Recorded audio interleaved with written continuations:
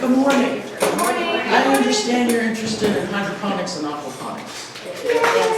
This is really a cool subject. You see a lot of stuff up here. We'll talk about what all of it means in just a few minutes.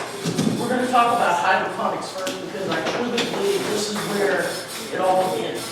If you're going to go into aquaponics, whether it's just for your own produce, you want to have some fresh fish to eat, or if you want to go commercially, there are a lot of things out there that are available for you. We're going to talk about hydroponics first. Then we'll talk about some of the equipment, and then we'll go into aquaponics towards the end. Well, hydroponics is the process of growing plants in sand, gravel, or liquid, always with the liquid, and with added nutrients. So basically, you're growing everything in your garden in water. There are a lot of benefits to that. First benefit is going to be that you don't have insect issues. Second benefit is that you don't have a lot of dirt in your house.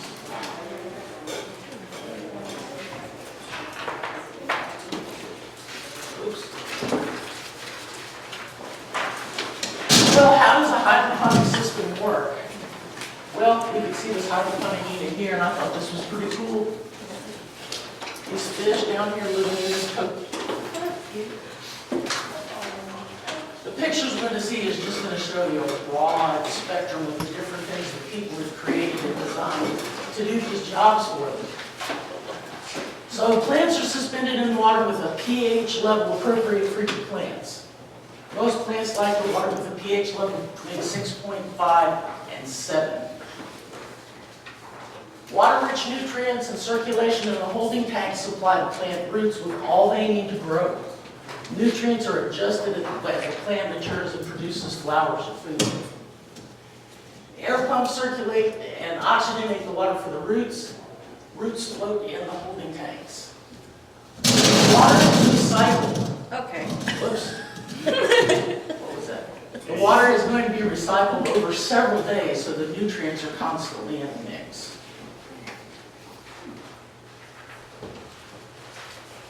With me, this is where it all began. With one of these little units. You see Arrow Gardens? Got one of those and just kind of got hooked because it was such a neat way to have fresh herbs in your kitchen at all times. So as soon as we started getting more access to the things that would help us upscale that, we all went kind of crazy and started growing stuff inside that people hadn't thought about growing inside before. Where can hydroponics be used? Individual households, self-sufficiency, and sustainable practices. I grow food in my house 12 months out of the year. I always have something ready to eat. Schools to educate young people about alternative growing methods. Communities to help eliminate the lack of fresh fruits and vegetables. And urban agriculture fits perfectly in areas with high population density because you can grow a lot of food in a very small space. Hydroponics has a long history, although usually for most people it was the 70s or 80s before they really started talking about hydroponics as a way to produce food. It was the very first way that plants ever sustained themselves on the planet. Back in the primordial ooze, this is how plants were produced. They were always in water. Many different civilizations have used hydroponics throughout the history. Egyptians were really the first ones recorded to ever use hydroponic agriculture in order to do sustainable goods. Greek philosopher started experimenting on crop nutrition all the way back into 372 BC. In the 1st century AD, cucumbers were grown for Emperor Tiberius using a transparent rock, probably mica, and water. Marco Polo described the floating gardens in China back in 1279. The Aztecs created gardens on floating grass called champapas. These were constructed back in the 1400s. During the past 400 years, there's been many people who have looked at hydroponics and tried to determine what nutrients were needed in order to grow plants successfully. We get into the Industrial Revolution into the mid-1800s, and it really explodes. We start seeing people who are experimenting with different kind of fertilizers in their crops. Plants need very specific nutrients.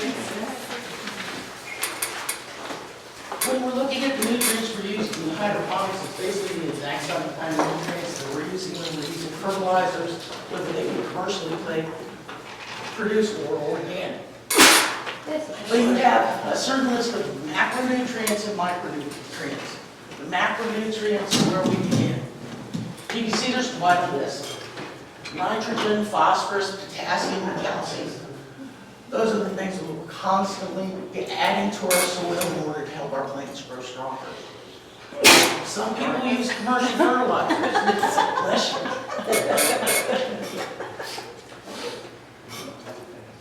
If you want to go in more on an organic route, you can also use things like seaweed or fish emulsions, which are really great at putting those macronutrients into your water or into your soil. And then the micronutrients that are picked up as the nutrients start circulating through your system and you add more and more ingredients to it to help your plants grow. You'll get into the micronutrients, and again, you'll get a big boost. And depending upon what you're using at different times during your plant's growing stages, you'll add different nutrients at different steps. The importance of pH. pH is probably the most important thing that you need to watch when you're growing with water. It's not difficult to do. It's just a matter of having what you need to get it accomplished. I'm sure you've seen things like this. Anytime you go into a place where they sell fish, this is the stuff you have. And it always comes with a test kit. This is your test. And as long as you're using that with your water, every time you're using your water, you're not going to have any problem with your pH.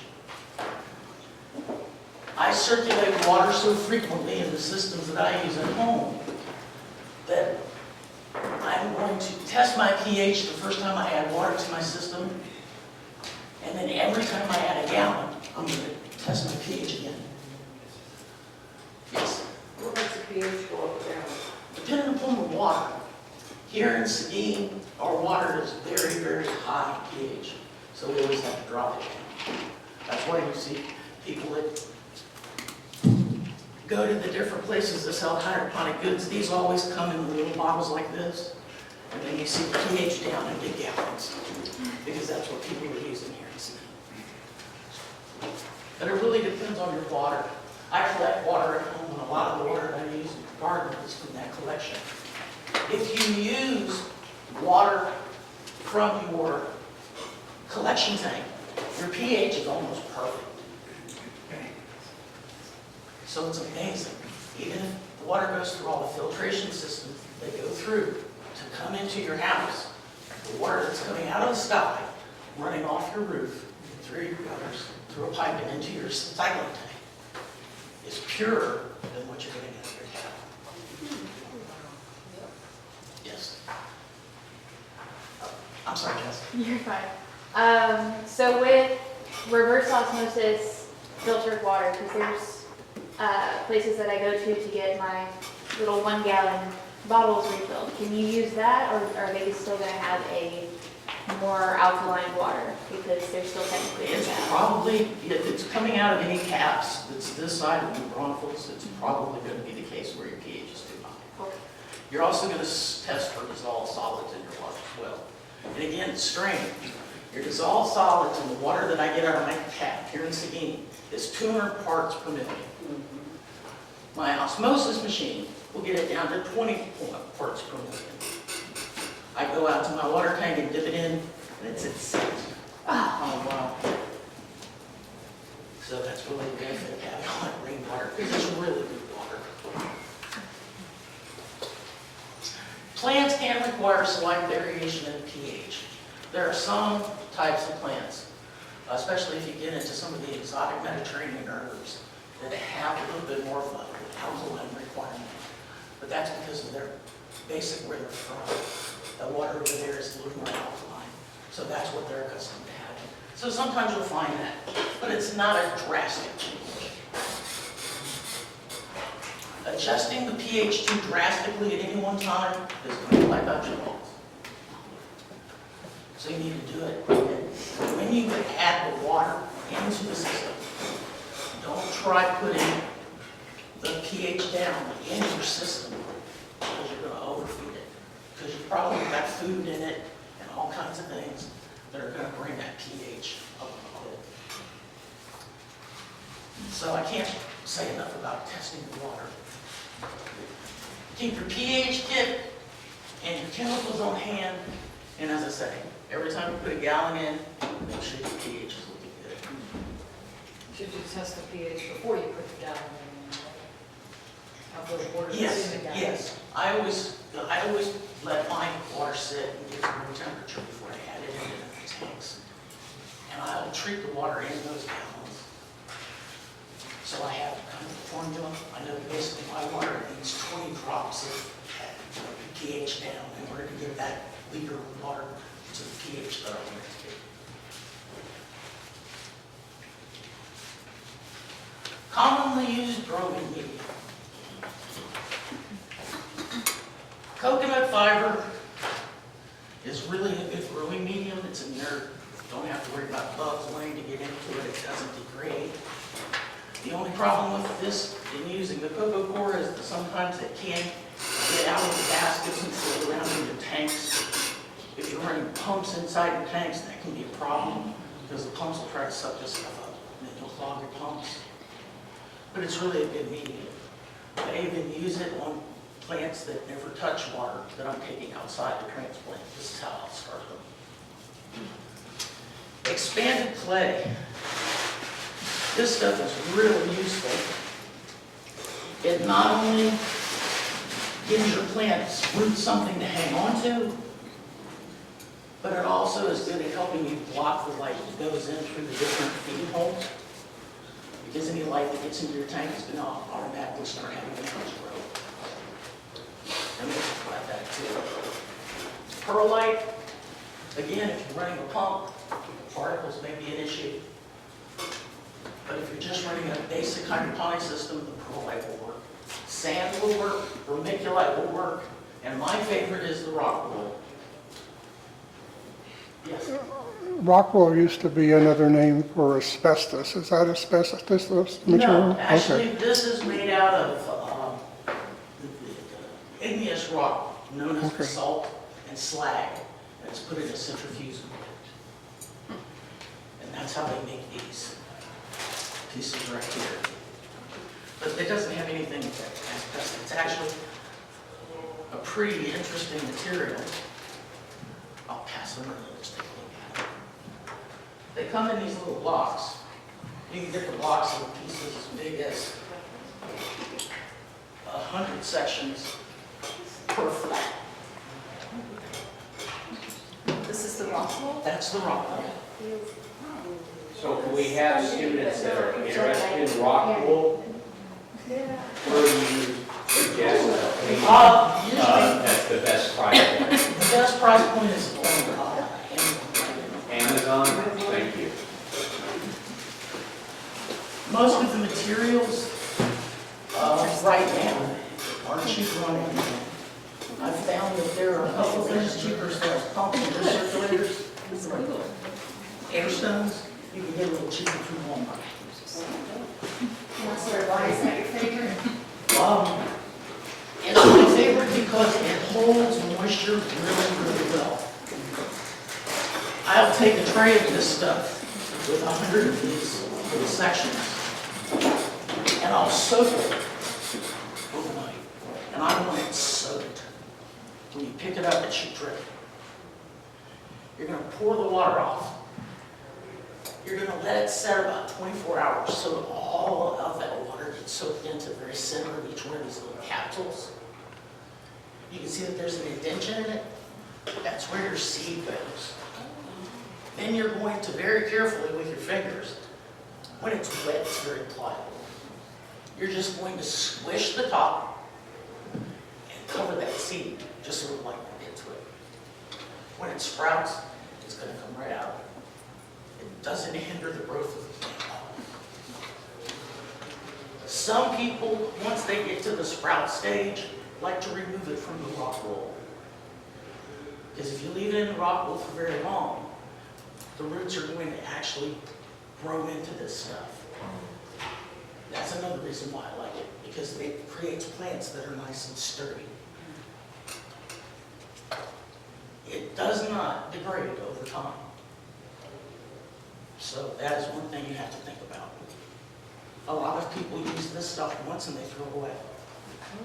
I probably used these pieces that you've had passed around probably half a dozen times. I'll make sure it's clean.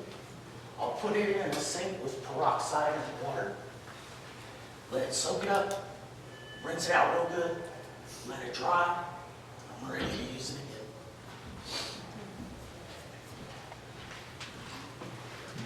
The combination of the rock wool and the expanded clay, in my opinion, is ideal. Because you have your plant, it's going to be in one of these little tubes. This is what they call a net cup. This is where you're going to grow the majority of your stuff. It's in one of these little cups, and they come in different sizes. I always put a little bit of the expanded clay in the bottom. Here's my little bud. And I'm going to take it and I'm going to fill it all the way around it.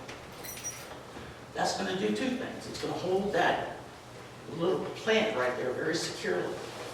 It's going to have enough room that's going to go down, and it's even going to grab the expanded clay as it grows through this basket. Then you're going to have all your roots come through. Taproot will come through first, and then your spider types of roots will come out second. So you have a nice little compacted area here that you're going to grow your plant.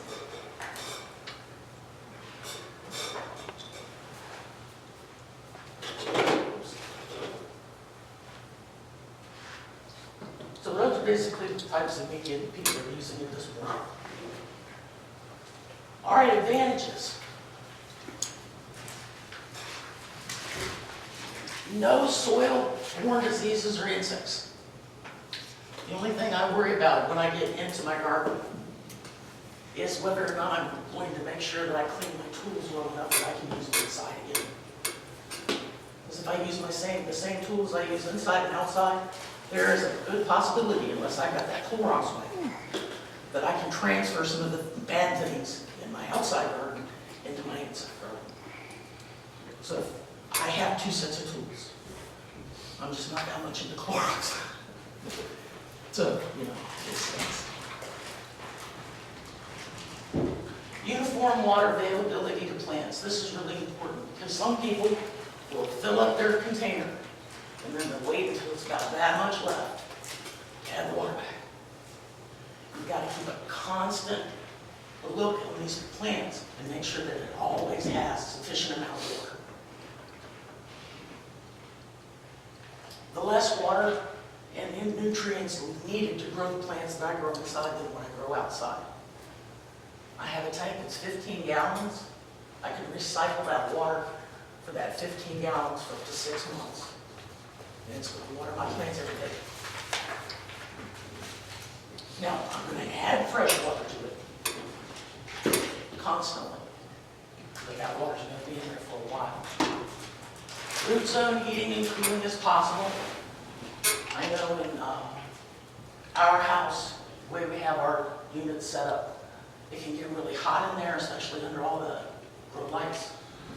So we chill the tents down during the summer. We have little tiny coolers that you put ice cubes in, and it does the trick. Get it down into the low 80s to high 70s, and that's where your tents usually like to stay. Personally, I think things that are grown hydroponically have superior taste, especially in herbs, because you stripped out all the things other than what the plant needs in order to produce a good growth. I'll have some people that argue with that, saying that they like the idea of the minerals that are coming in through the soil and it makes the herbs taste different, or makes the lettuce taste different. Yes, that's a preference with your taste. All right, the disadvantages. Well, obviously, anytime you start a new hobby, it's going to cost you money. And an initial setup can be expensive. Just as an example, this is a professional unit right here.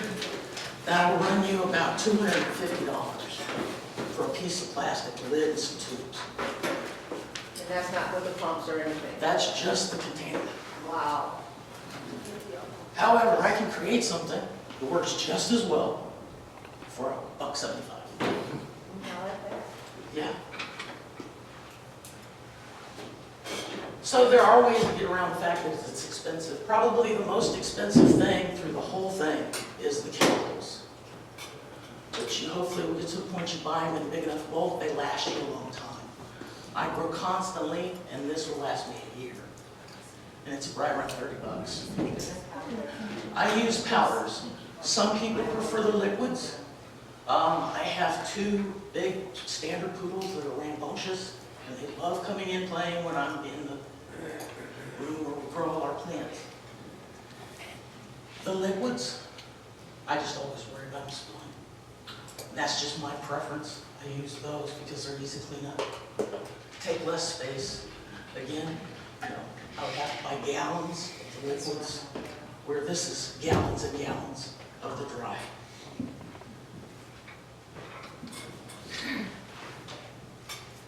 Technical skill is required to maintain the system. Well, technical skill, you'll learn enough today. You'll be confident in running your own system. Hydroponic gardens are dependent on a power source, so outages can destroy your crops. And that's the truth. If you have your tank shut down for 2 or 3 days, you're going to start seeing your roots die off. And you're like, why? They're sitting in water, but they're not getting any oxygen. Those oxygen pumps are turning off. So your plant's going to slowly suffocate. Yes? Have you found a solar solution to that? I have a solar generator Okay. that I can use and just plug everything into it. And it's nice and portable. Yes. What about the cracky method? What is that? The cracky method, I don't know what that is. you just use a jar, and as the plant consumes the water, it creates air inside the jar, and then there's air that way. I don't see why you couldn't try it. Is it with a K or a C? K. It's pretty well known. YouTube it. Cracky. K-R-A-T-K-Y, I think. Interesting. Thank you. Something to look into. Mike Van Doozy is somebody who does it on YouTube. Anyway.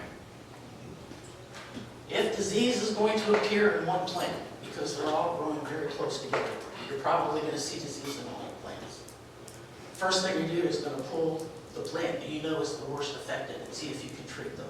You would treat the plants inside pretty much the same way as you would treat them outside for the same types of diseases. Spider mites are something that's easy to get in your tanks. Most of the time, though, I found that that's because of the tools not being cleaned well enough before you bring them in. Waterborne diseases can spread quickly through a hydroponic system. If you start to get a lot of algae in your tanks and the water turns green, you need to clean out your tank. And you need to start with fresh water. One of the things that I use in these tanks is hydrogen peroxide. That seems to be the best chemical I found to get it clean, disinfected. Plus it doesn't have the alcohol that can affect how some of the nutrients work in your tank. Yes. How do you do it with hydrogen peroxide? What's the ratio? I just pour up, if I fill a bathtub, I'll put a couple of bottles in there and then just wash my foot.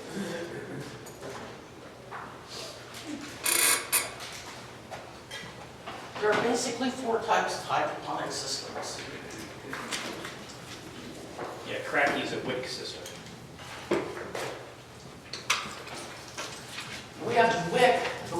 aquaculture, ebb and flow, and the aeroponics. Not a whole lot of difference between them. It's basically how the tanks are set up. Hundreds of variations of tanks. I can tell you that I have spent lots of times looking at these different things just so that I can try and figure out how to make it myself, because they are relatively expensive. But I found it's really pretty easy, and it doesn't take a lot of skill to do. Here's the wake system. Terrarium, water's just being soaked up through these wicks. Now these wicks are available, and they come and they're about that big around.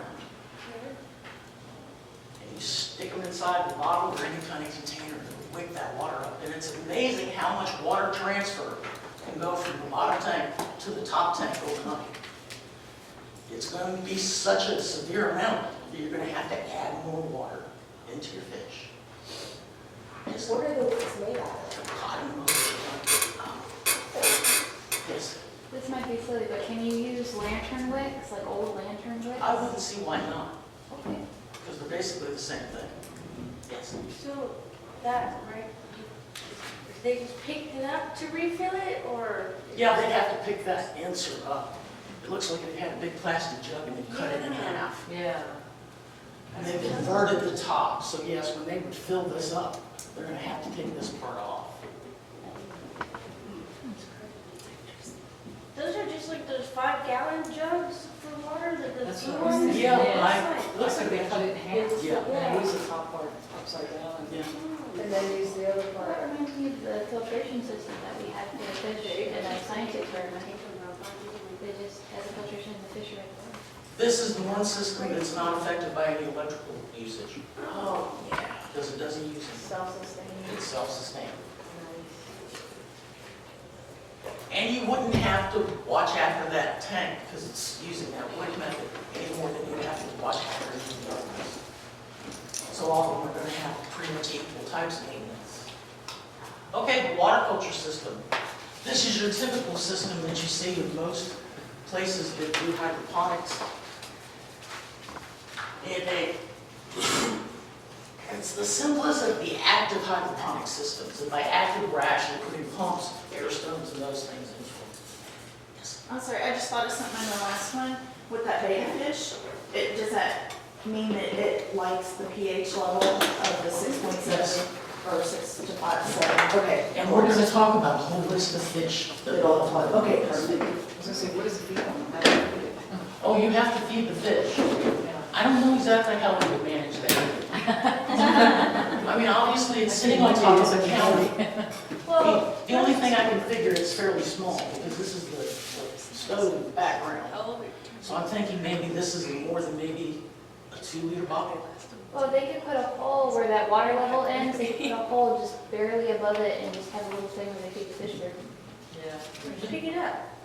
But I don't know if it was Your it. imagination's the only thing keeping you from. I want to try it. All right, back to the water culture. The platform itself holds plants so the roots can hang in the nutrient-rich solution. And all of the things that we're going to see today have these nice little holes in the top where you can see in those nest baskets. An air stone and pump are used to supply oxygen to the roots. That's all. So we went one step up from the lick system and we've added an air pump.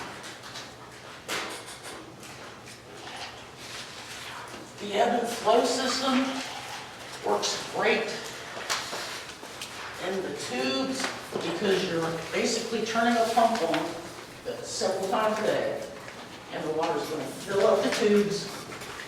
Once it's full, it's going to throw a switch, it's going to turn it off, and then it's going to drain it.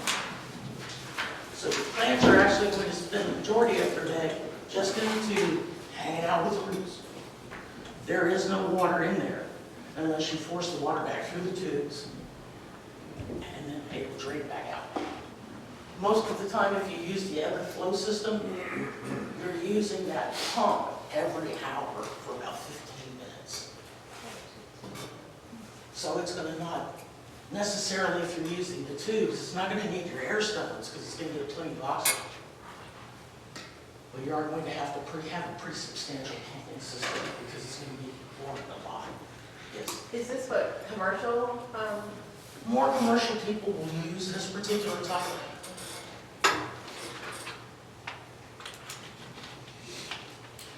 This type you see here is by using 5-gallon buckets. And then we have the reservoir that's going to hold all of our water. This is the pumping unit right here. And then the buckets are all tapped. So the water's going to come in from the bottom and it's going to reach the roots of the plant. It's going to sit there for about 15 minutes. And then it's going to wash away. And then when it washes away, does it go back into the It reservoir? will go back into the reservoir, circulate back right through the next hour. But as I said, the only thing you have to worry about that is you have to have a substantial pump.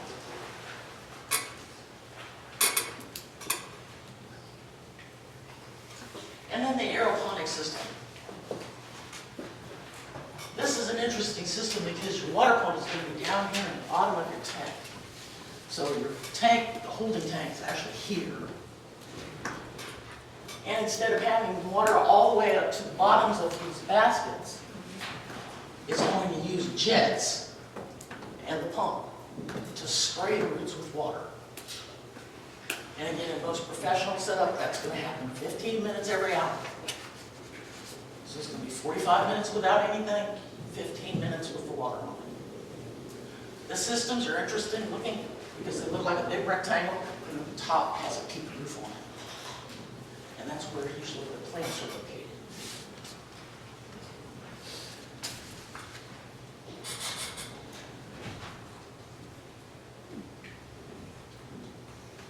All right, my system. I use commercial design and I use LED grow lights. This is a little example of what I do in my own house. I currently now have an 8x4 tent that I grow flowers and vegetables in. I have another tent that is 4x3 that is an 8-foot tall tent that I can grow my vine vegetables and my tomatoes. I have a 2x2 cabinet that is just for sprouting and starting seeds. So here is a unit that's very much like this here, but it's very big. You can see it here. Here is the air pump. It's running 4 large stones in the bottom of the tank constantly, pushing air into the water. I also have a pump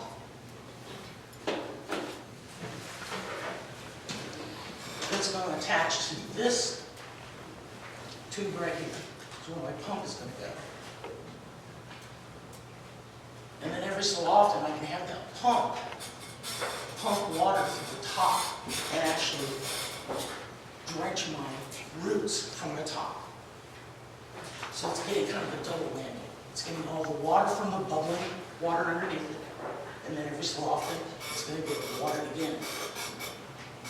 I guess what more we would consider the conventional way, from the top down, instead of almost from the bottom down. This particular unit's pretty cool, because once you need to change your water, it's got this valve on the end, and I can just drain it into a bucket. I don't have to move it. That's really helpful on the ones that are 15 gallons, because they get really heavy. But you can see, this was the very beginning of growing some vegetables. Love to grow spinach and a couple of herbs and lettuces in this particular setup. Here you can see this basil plant in the back. This is about 3.5 weeks difference between those two pictures. So it grows them really quickly. Is that in the winter time? Summertime or winter? Or what temperature I is grow it? food 12 months out of the year. So like an air conditioning unit is in I there? put chillers inside the tent during the summertime to keep the temperature down right around 80 degrees. Nice. And what type of LED lights do you use? Um, I use some that have the blue and red spectrum separation on them, because I do believe that the way you use your lamps really affects how much flowers you get, the flowers, and how much vegetables you can actually get. The roots really like the blue light, so when you have that little sprout, you're going to turn the red down, and then as your plant grows and it starts to flower, you're going to start moving that up. Also, the timing inside your tent, how long you're leaving your lights on, you should try as much as you can to mimic a summer day. So I leave my lights on about 14 hours out of every day. If I'm in a real fierce bloom and I've got all these zinnias that are getting ready to bloom, I'll turn it up a little bit. Yes. So for your flowering plants, is the, like tomatoes, is the little fan you have in there enough to pollinate it? Or Well, do you have to- there's fans all the way around. Is that enough to pollinate it, or do you have to hand pollinate? It's enough to pollinate. Now, granted, your tomato plants are, here's a bucket, and then right next to it, touching Yeah. buckets is another one. So they're real close. Yes. And for your ornamentals like your flowers, and you're going to put them outside, I gather. Yes. How hard is it? Is it really hard to get them used to soil? And, no? No. Okay. As long as you keep your soil nice and moist, that's the one thing that's going to get them if they start drying out, because they're accustomed to being wet all the time. Yes. So they may take a little more water as you carve them off to get them outside. There may be a plant that you plant directly into the earth and let it grow on the porch. Okay. It's incredible what some of these things do. That's the basil. What is that? That's another 3 weeks. And those are the leaves. Wow. That's basil. Wow. So you can grow some big stuff. Yes. Can you repeat what you said about the different color lights and what they correlate? Yes. Your sprouts are going to like the blue spectrum.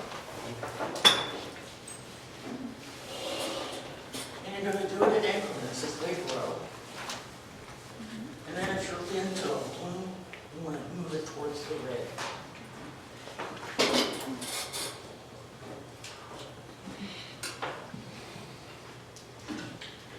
After I have my unit set up, the only thing I do now is come in and I cultivate what I want.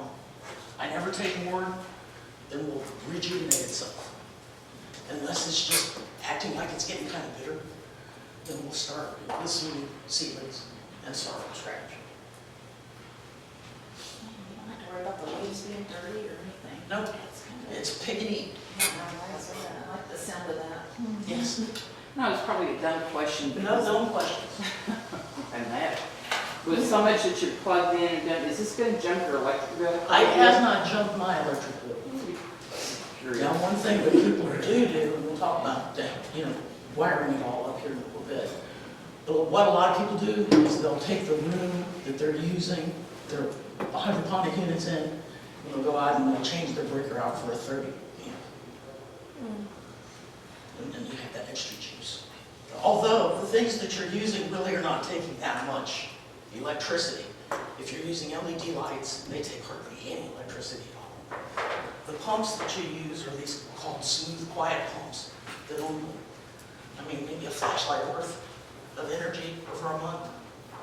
So it's not really going to tax on your electricity.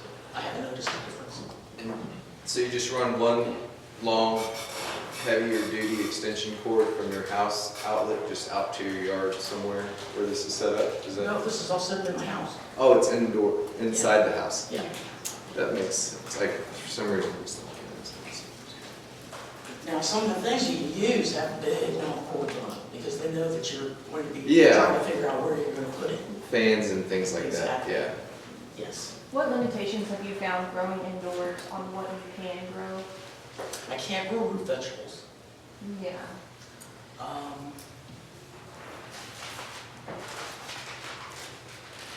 I've never known of anything I didn't want to eat. The only thing I've not really tried, and that's kind of a space issue, I've never really tried melons. Okay, I was gonna ask, I know space is Yeah. a definite Whole thing. beans you can grow pretty easily. Tomatoes you can grow pretty easily. And what you do with the tomatoes, and I'm going to get off track, but you'll forget. The tomatoes, I usually put in one of the 5-gallon buckets, Uh-huh. and this is what I use as the net cup. Okay, that's a cool thing. No, it's actually made specifically for hydroponics. Okay. It fits perfectly on a 5-gallon bucket, Okay. and it'll give you a seal. And those are great. You can fill it up with all of your expanded clay, keep the light out of your tank. Have you ever done cabbage? Yes. Or, really? Rackies do wonderfully. Really? That would be nice not to worry about like the cabbage loopers. None. Yeah. You just get nice cabbages. That's a key. That's Yeah. You can trellis it. When I do something like a 5-gallon bucket with a tomato or a pole bean, I actually will put the pole in there. Okay. I have different places that I can tie off inside the tents. But also, if you use a cage, like a tomato cage, if you cut off the 2 bottom rungs, that thing will fit perfectly over a 5-gallon bucket. And then, because it has the lip, those 5-gallon buckets have those nice lips, I can drill a hole through the lip and then do a little cable tie through it and just hold that tomato cage in place. That's The cool. tomatoes are- Aren't most of the tomatoes we eat in the United States from hydroponics? You know, in the grocery store at this point, they have to tell you whether or not they're hydroponically grown. If it says if they're greenhouse grown, that's usually not a hydroponic. So back in the mid-90s, they made some laws about selling hydroponic food, and it has to be listed as being hydroponic. Yeah, just like you go to the grocery store and you say, it'll say tomatoes greenhouse grown. Is there a reason Is there a reason? for the law we It's have? probably just the growers. Yeah, it's probably growers or truth in advertising laws that have come out and been so Yeah. stringent, you just don't know. It's just growers probably. They were having a fight. Now, this is a bucket unit that I put together, and I'm growing here broccoli and cabbages. Now, this is a little PVC pipe stand that I built and just hung some cheap lights I got at Walmart that are the real lights. Then I set that up. Is that the little, what did you call it, the clay? The expanded clay? Yes. Is that Yes, that's what that is. Yeah, and they were all grown in the rock wool. Then the rock wool was put in the little hat basket, and then it was filled up with that expanded clay. I want to keep as little light going into that tank as possible. And you'll know it, if you didn't fill it up all the way, in a couple of days, you'll lift that up to see how much water's in it, and you'll be like, oh, it's turning green. Then you gotta get it all out and fill it all back up. And so this is cool because the seasons don't matter here. You can grow whatever you want when you want. Yep, and I grew those in November and December. They might have grown this past winter. It's hard to say. Yes. You might have said, but are you always using seeds for these plants? Yes. Not, No, not transplants. no. Transplants are a little difficult because you gotta deal with their root system. Now, if you can get them young enough, you can get them under a tap water, and get them in like a little tub and rinse all that water out of there. But the thing that I've noticed is that those tomatoes have grown so differently than the tomatoes in the water, they usually don't do well. They'll usually drown. Yes, ma'am? I have a tower garden type thing, and I have farmers that I get the pre-plants from, that are in the rock wool or Yeah. coconut. Yeah, they have or, coconut yeah. plants. Yeah.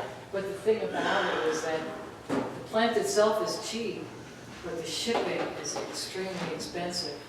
So I found a farmer, the name of the farm is Trinity Farms. They sell their plants at the Pearl Market on Saturdays. Oh, And they have hydroponics, they do everything in hydroponics. wonderful. So they still have the roots on them, so if you're interested in getting any kind of starter plants, that would be the place to go. I would let them know beforehand, because she told me to let them know, and they're gonna sell me the little ones to start, To start with. because I told her the shipping is expensive when you do it online.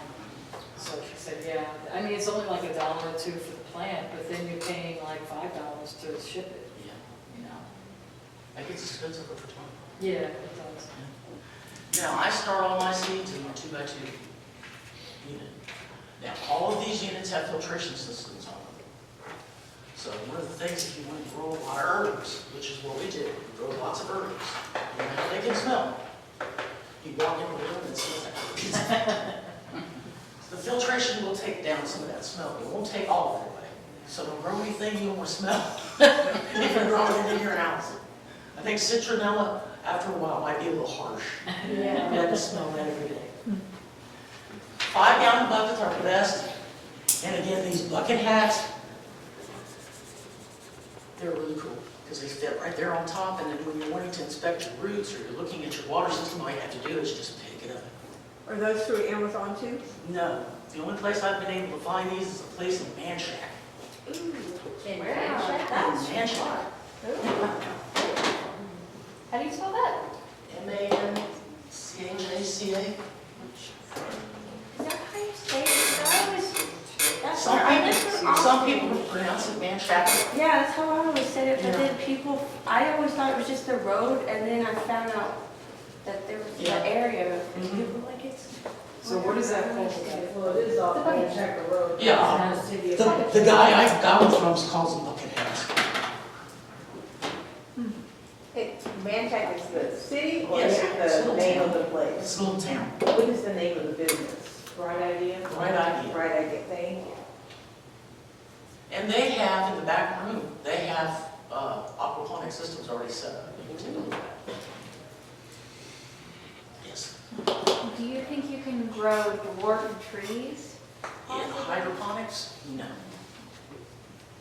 I don't think the unit would support the tree. Because after it got into any size, I wouldn't know what to do with it at that point. I'd have to call some specialist. I wouldn't know. Because again, it's growing differently than it's accustomed to. And you know, trees are kind of finicky as they are. An air stone and air pump is vital. That's all that's running on these 4 buckets. Now granted, I have a unit that I can put 4 hoses into, so I'm only using 1 outlet. And this is what my transplant stuff looks like. That's my little 2x2 cabinet. You see it has the filtration system right here.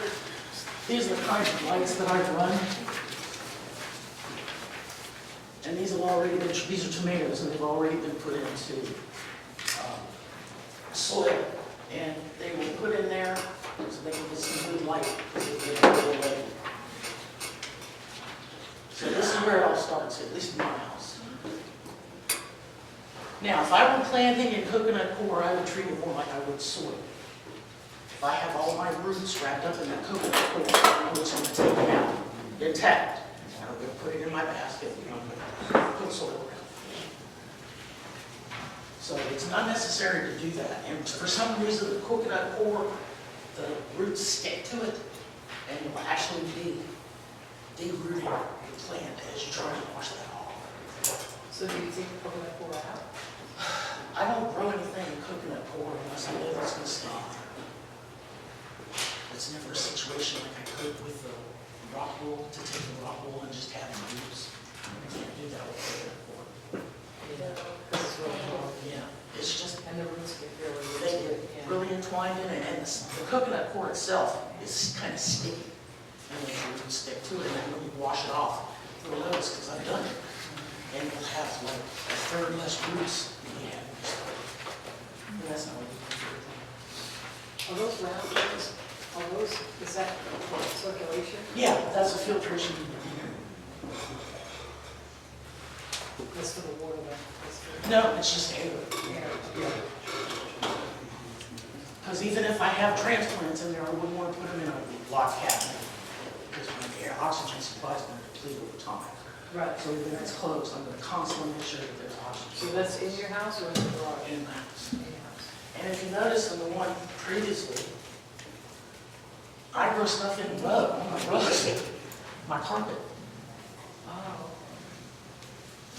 So that just shows you how sealed the system can be. You can do everything you need to do, and you don't have to worry about your water. So does that have water running into each one of them, or? No, the only thing that's running on those 4 buckets is an air stone and a pump. Oh, each one of them? Yeah. Oh, okay. Any questions? So there's no problem with like mold or fungus or like any like type of damp stuff that You you, can if you don't watch your water. I mean, you can if go. you don't use like distilled water and things like Oh, yeah, that? you can use distilled water or Or just regular chlorinated water out of the tap? regular water, but you're gonna have to run it through a filter. Run it through a filter, and then do you add any drops for like algae You're gonna control? have to add your pH drops in it, definitely.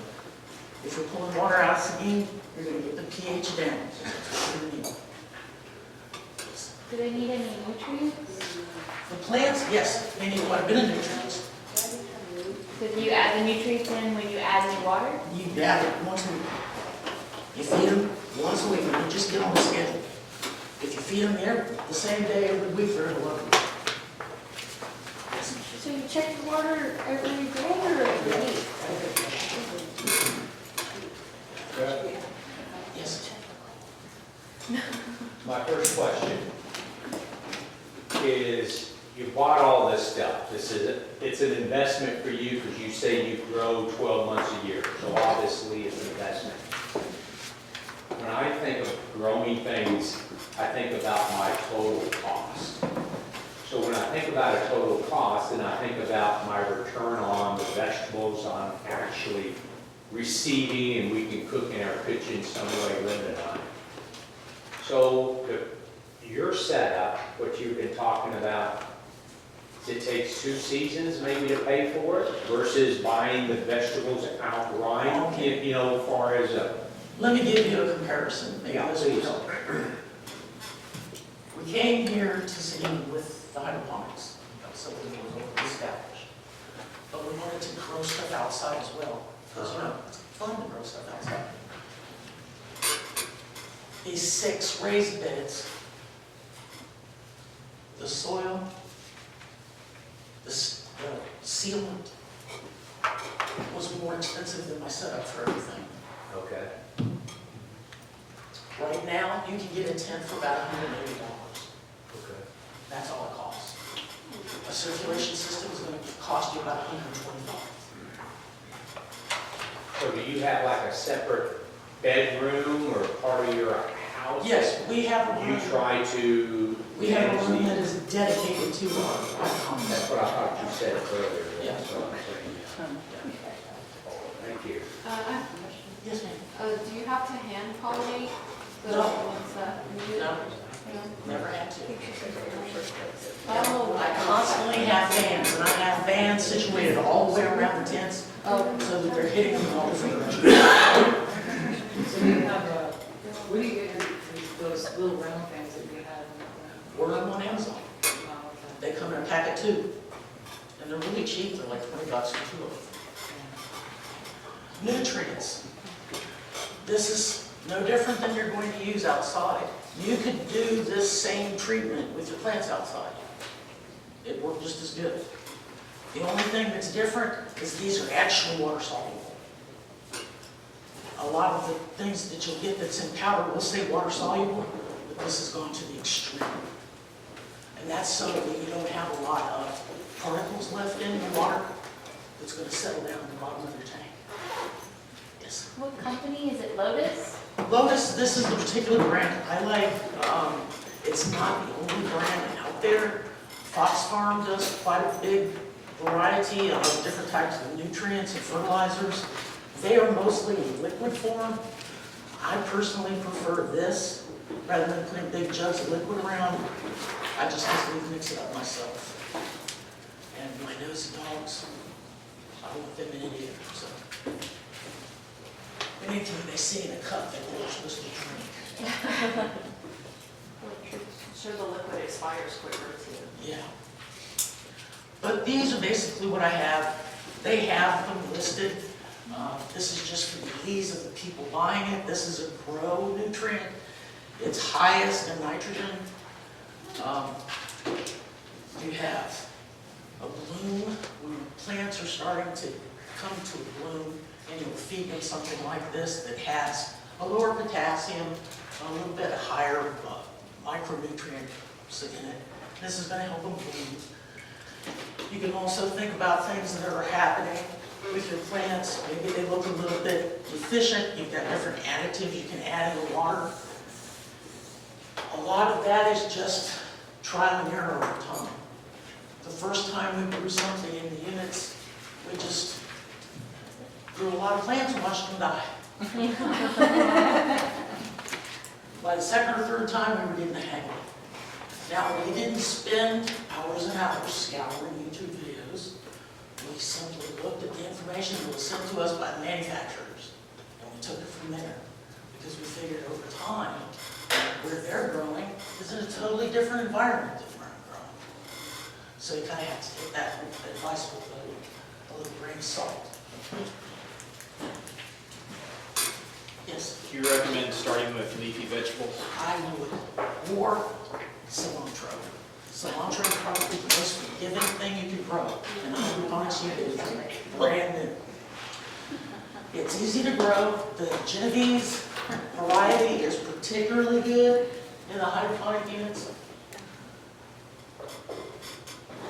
But they will grow for you. They will sprout very quickly for you. They'll grow pretty for you. They smell great, and you get to eat it. Margarita pizza.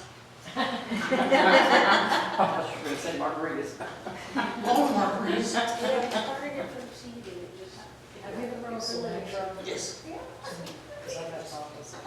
It was pretty easy water. Now, this is a hydroponics unit. I know so.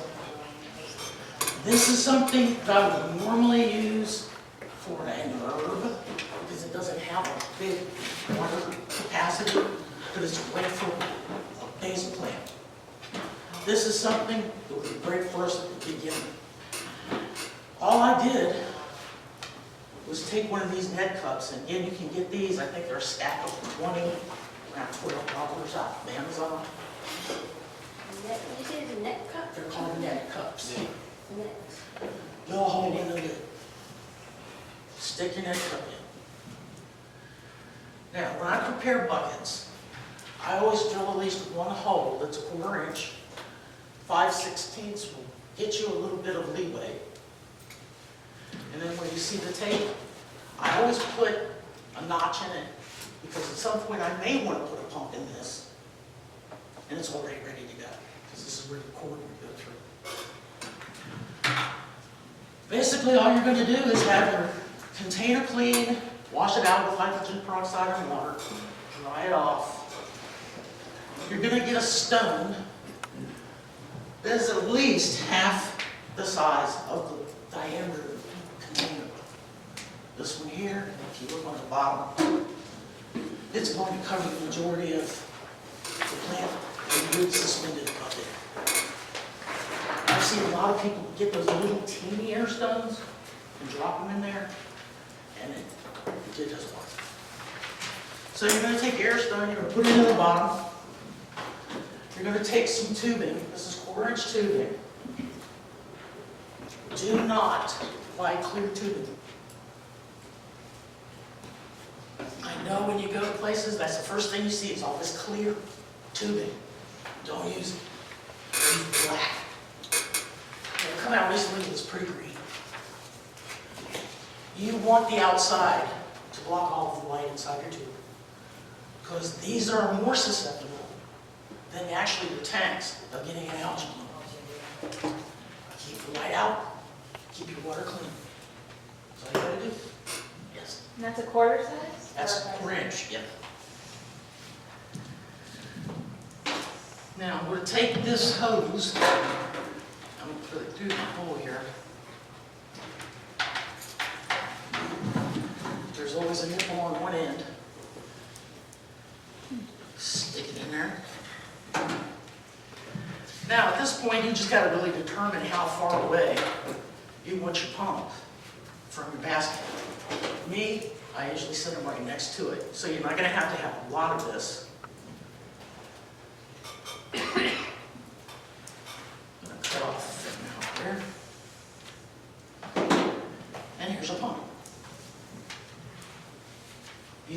get the most powerful one you see in the store. These small ones will work just great. The What same PSI? water pump? Yep, it's a water pump. Okay. What PSI is it? These are the 5 to 15 gallon single outlet. You could get pumps that would make this thing into a fountain that would go all the way to the ceiling and bounce back. You don't need anything that powerful. Unless you intentionally want it to shoot to the ceiling. I use those outside because I like a lot of water. And I love fountains, and the ones you make yourself are so cool.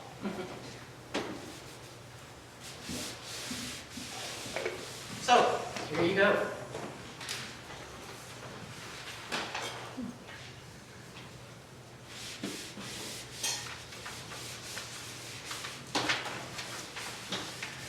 Now, imagine. Can you put fish, like I have an aquarium, can you put like fish water Into this, Yeah. if you're doing the Aqua Ponics, yes. I wouldn't just dump fish water in there. It has to go through a process as it circulates in order to take out the ingredient, which is acidic. And if you just dump it in there, it's going to attack the roots. Oh. Okay, now imagine a plant. I'm going to find an outlet and I'm going to plug it in.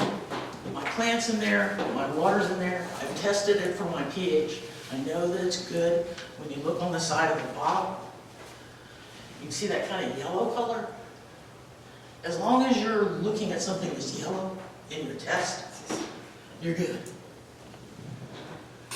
And it'll show you exactly what it's going to be by pouring just a little bit of water in there. So here's your plant. You've got your rock wool securing your roots. You've got the expanded clay securing your rock wool. Everything is nice. You plug it in. And that's it. I bet you didn't know it was that easy, did you? Do you have to put a pump though to get the water so that it's, No. The only reason you need a pump is if you need the water to go someplace else. And this is a self-contained unit. so how high do you fill it? I fill it all the way to the bottom of this neck. And you make sure that it's filled out. You go every day You have to check it out. and check it out. As long as the bubbles are still active inside of the root pump, it's not like you're going to have to pour water in it every day. But if it gets down to 2 or 3 inches, you need to add some more in. And check your pH, check your pH in your tank. Make sure everything's nice and balanced and ready to go. Are you able to see the level of your water through the bucket, or are you No. going to take the top off? Yeah, we're going to take the top off, and I'm going to look. Because when I take the top off to look at my water, I also want to examine the roots of my plant. They should stay nice and white. Nice, white, fibrous roots are healthy roots. If they start turning gray or green, you're probably using too much nutrient. You need to back it down a little bit. I have found with the dry nutrients, if they say add a tablespoon, I'll only put in 3/4 of that. Because I have found that with the nutrients that you mix yourself, they have a tendency to be a little stronger than the liquid. So you can cut back, and that preserves your food as well. It goes longer. So you put a quarter of what it says? I'm sorry? A quarter of what it says? Yes. Now, with a lot of these nutrients, it'll come with instructions. It'll basically tell you, week 1, put this much in. Week 2, put this much in. So you know, the first round to go through, you just follow what it says on the card. Because it's going to give you advice. And you can take it because it's usually pretty good. These chemicals have been tested and tested and tested. So that's your hydroponics unit. Now, we can make it recirculating like this one if we wanted to. All we would have to do is put a little teeny pump in here, put another hole in, bring the tube out, and stick it in the plant. That's all you'd have to do to have it recirculate. You turn your pump on and off to let the water go through the root system every so often. One thing I want to talk to you about before we go any further though is safety. Because safety is important because this is in your house. Even though you're carrying maybe a little extra insurance to cover the cost of your units, I don't know. I've never had anybody tell me that they tried to file an insurance claim because they burned their house down with their hydroponic.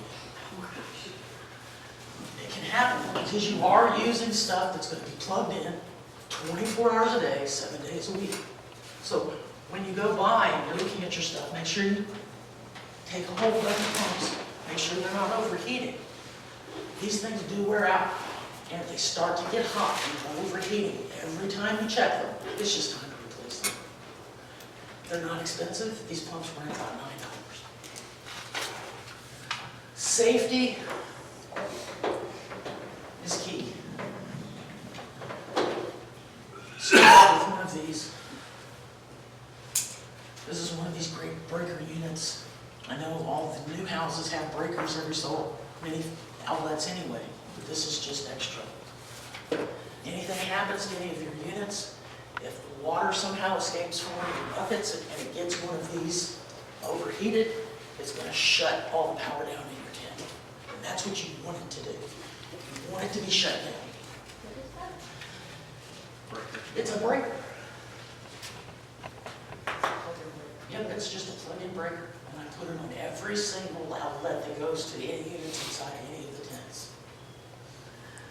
This one happens to be for the 2x2 foot cabinet. This is what I have to make in there. We're talking about having long cords. My goodness. And this is really kind of important because a lot of times, if you have a big 8x4 tent and it's full of plants, you're not going to move that tent. It's just not going to move. But the outlet's all the way back, right in the center, 4 feet in on either side. You can't reach it. This will. They're a little bit more expensive. They're metal instead of plastic. That's something that you need to think about too. It's going to bring the price up, but a lot of these things have warranties. It'll take so many joules. And if we were to have an accident, the actual fire department can go test these and see whether or not the fire was because this malfunction. This is like a breaker, whatever, the white tube thing. No, actually no. They're not breakers at all. So the surge protector? Yeah, surge protector is what I'm thinking of. Wi-Fi. Yep. They're Wi-Fi plugs. But what's, they're what? They're smart plugs. Smart plugs. You can get several different varieties. I happen to use the Ys. All I do is plug this into one of the outlets, and I can put an adapter in it. Most of the time, you're only going to use the 2 outside. They just don't make it to outlets like they used to, where you can get 3 side by side. They're too big. I use these when I put something on a timer. Okay? Because I can run my pumps simultaneously. So I can have 2 of these units sitting side by side, and both of them are only plugged into one thing. Here. I get the app on my phone, I plug in the information, and then I'm hands-free. My water's going to turn on every 4 hours for 15 minutes. It's going to flood the top of my plants. After that 15 minutes, it's going to shut off. 4 more hours, it's going to go in. And then it's going to shut off. So these are just called smart plugs. And you can get them at Home Depot, you can get them at Walmart, you can get them off of Amazon. Most of the time you can get them off of Amazon, and the packages of 2, 4, 6, 8. And you can save a little bit of money that way. Yes. Do you know how much wattage that would draw? This? Yeah. I think this is 2,100 joules. I think this is like 2,100 joules. 2,100 watts? How that would go in amperage. Yeah, but you probably don't use that much. Oh, no. So you might think about getting like a backup power supply like they use for computers. You could. You could. If you were going to be gone for a few days, that would be a have it, and just turn the power on and off for, you know, a couple of hours. That would make sure that it was lasting. If you have it as, hooked up to anything that's running water, you should make sure it's off the ground and that the extension cord goes below it before it comes back up to it. The best thing to do with these is keep them outside of your tent. And that's why this is so important. I never put any of these inside where there's any water. This, got these two little poles on there. They got these really strong magnets with hook on them. You can get them in a Home Depot. And I just have a couple of those, and it sticks on the outside of the cabinet. The ones that are in the tents, I just have a basic kind of community area for all of these, and they all sit on the floor all together, far away from the tents. Yeah, but water can accumulate on the cord itself from the appliance, and it can run down the cord. You've just got to- So you should always have it looped underneath and go back up to the extension cord. So if it drips, then it drips, it falls to the ground. Off Or the the- ground rather than down, yeah. But if you're careful about how you put your systems together, you're not really going to have a lot of problem with leakage. I know a lot of times, if I'm worried about whether or not I've drilled my thing too low, I will just put a little silicone around it. Around the outside, around the inside, let it dry, and then it's working. All right, we're going to take about a 10-minute break. That's not good. Aqua Ponics. Basically, all we're doing is we're taking everything that we've learned in hydroponics and we're adding it to the tank. And we're going to put fish in that tank. And that is going to become a symbiotic relationship between the plants and the fish. They're going to feed one another and just live in harmony wherever you live. What is aquaponics? Aquaponics is a system that uses aquaculture in which the waste product of farmed fish or other aquatic animals is used as nutrients for your plants. And then your plants in turn purify the water, give it back to the fish, who dump it up again and send it back up to the plants. How aquaponics works. Well, you can see this top part here. It really doesn't look much different than what we saw with the hydroponics. You still have your air needing to be in the roots of the plants. In this case, you're going to have pumps in both, and you're going to have air stones. In the case of your fish tank, since we're using a fish tank, it has its own system to oxygenate the water.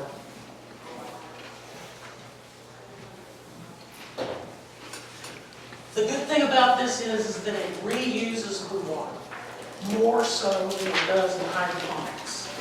Because that relationship between plant and fish is going to constantly be cleaning the water. I read that there were some aquaponic farms that had used basically the same tanks. Now, granted, the tanks are like from here to the wall. But they're cleaning that water in and they're using it indefinitely. And they're relying on fresh water just as their top-offs. But that water's never changed. It goes through some tremendous circulation to keep that effect. Why is aquaponics considered sustainable? Well, it provides a source of protein for the grower in the community, it reduces the need of food transportation, and you can produce organic fertilizer. Beth, Yes. just for 1 second. Does anybody have a gray Toyota Camry? Gray? Oh, it needs to move their PD and their case on. Yeah, you're parking in front of Sorry, us tonight. thank you. Yeah, the other car we got moved already, so thank you. Thank you. Back to your. I don't know how many of you use fish emulsion with your plants. It's one of the best things I've ever found to help fertilize plants. This provides you a constant stream of fish emulsion to help fertilize your plants. Why use aquaponics? Well, it uses only 10% of the water needed to grow the same amount of food in the land. 10%. That's incredible. Yes. So you don't have to put this, the chemicals into using the fish tank as a The only chemical? thing feeding in that tank is the fish. Wow. I just wanted to. No need to buy and store fertilizer. You have the weeds. Plus, your aquaponics is going to help you grow your protein and your vegetables together. You have a potential for extremely high yield, but that's going to depend on how big your fish tanks are. There's no waste. There are no pesticides. And it can be for a community something that can help them have food security. That's not necessarily an issue in this community, but I've worked in communities in North Carolina where food availability in neighborhoods was a really big deal.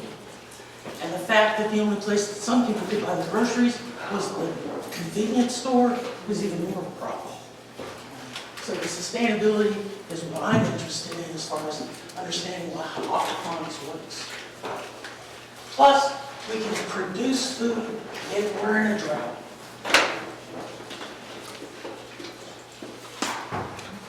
What do we need?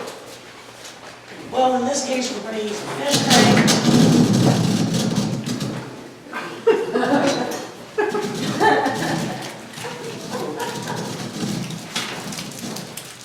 We're going to have places to grow plants dependent upon your system. Most popular are grow beds and rafting systems, which we'll see. But basically, you need a fish tank, water pumps, irrigation tubing, a water heater or a water chiller are optional, filtration, a grow light, the fish in your plants. That's all you need. Now, why would you need an optional heater or chiller? People who live in the northern states, they have heaters. The majority of the time, throughout the season, if they're ready to fish, it's cold. They have to make sure that the temperature in the water stays a consistent 75 degrees. Same thing with the chiller. Here, if you had a big tank in your backyard, you would probably want to put a chiller on it because 170-degree days, it would take 4 days for you to boil your fish. Boiled fish. You don't have to. It all depends on the tanks. We're going to start showing you the small tank variety that's just done indoors. The indoor growing, if you get above 50 gallons, you need to make sure you have a dedicated space. Because you're just going to be talking about weights you can't move around.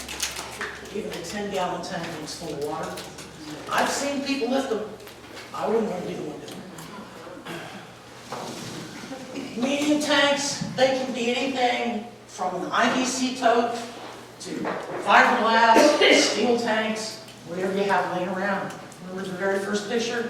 We saw the unit with the fish swimming around in a fish pan. And then little large tanks, we can consider things like open ponds and these large stock tanks that are used in these professional aquaponics units. But they're literally huge. Hundreds and hundreds of fish in the tanks. On the large systems, how do you control the pH of the water and especially You the, would test it at intake, at the intake, you would test it there. You would test it at the back of your tank, and you would compare the two. but There are formulas. but you're going to probably be using water that's chlorinated. Yes, probably. That's why you'd have to probably filter it out. Rainwater would be ideal. Just dip into your tanks and you're ready to go. Yes. Can you integrate a pond into this? or- Absolutely. Okay. Absolutely. You're probably going to have pumps in your tanks anyway. You know, if you have a big pond and you don't have a fountain in it, then you get your fountain license taken away.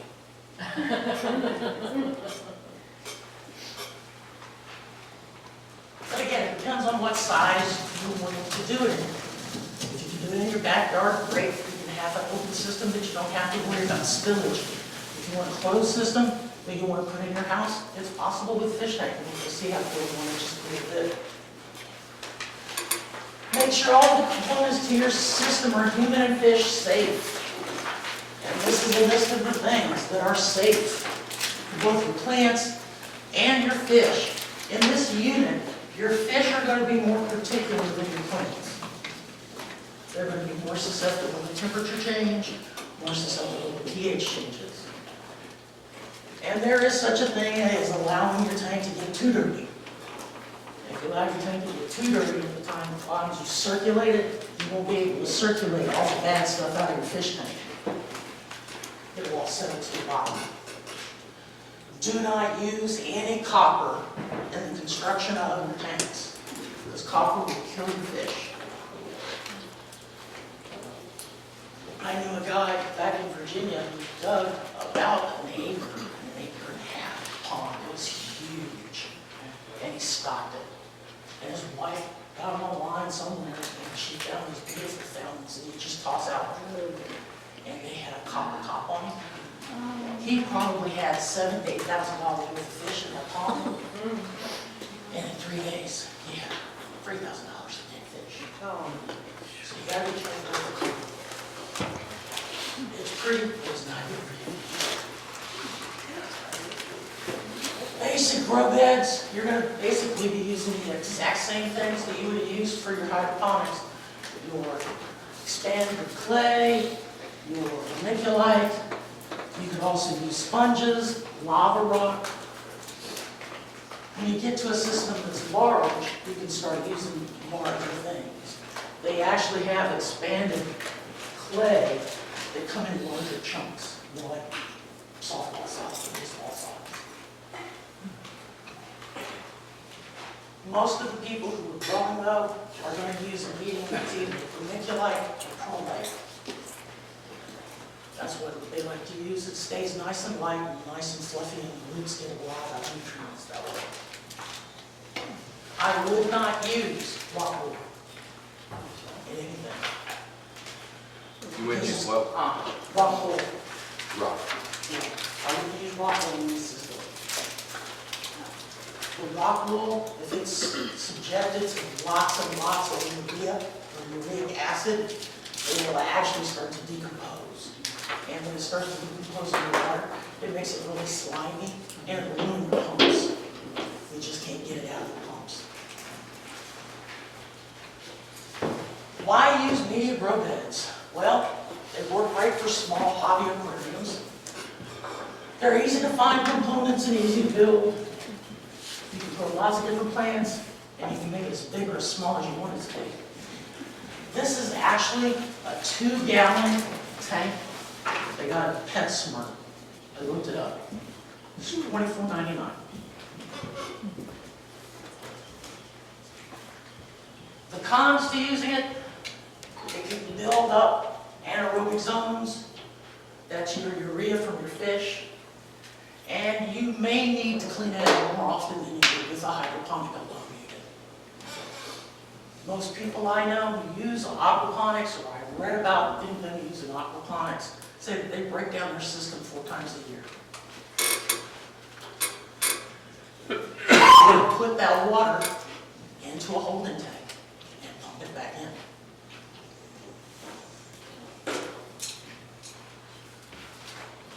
Here's the aquarium system again. You can see how it looks when all the vegetables back in. This is your commercial. And those tanks will go all the way down to the end of the building. And here we have the grow medium here. We can see that the pump is pumping water from the tank up through here. And then at the bottom we have the tank that's basically just gravity draining. That's considered an open system, because it's possible that one of those could get knocked loose and you water your ground or you water your floor. So that would be something that I would do outside or in a greenhouse, in a garage, someplace that we don't want to it. This half-barrel system I think is interesting. They're keeping their fish in these barrels at the end. And they're using pumps to recirculate the water back through the barrels. This reminds me of the ebb and flow that we saw back in the hydroponics, because this is going to flush water into the grow medium, and then it's very slowly going to drain out. You can see how it drains out right here. And it just drains right back into the fish tank. So again, that's an open system. IBC containers. To be honest with you, when looking through aquaponics, this is what seems to be the most common.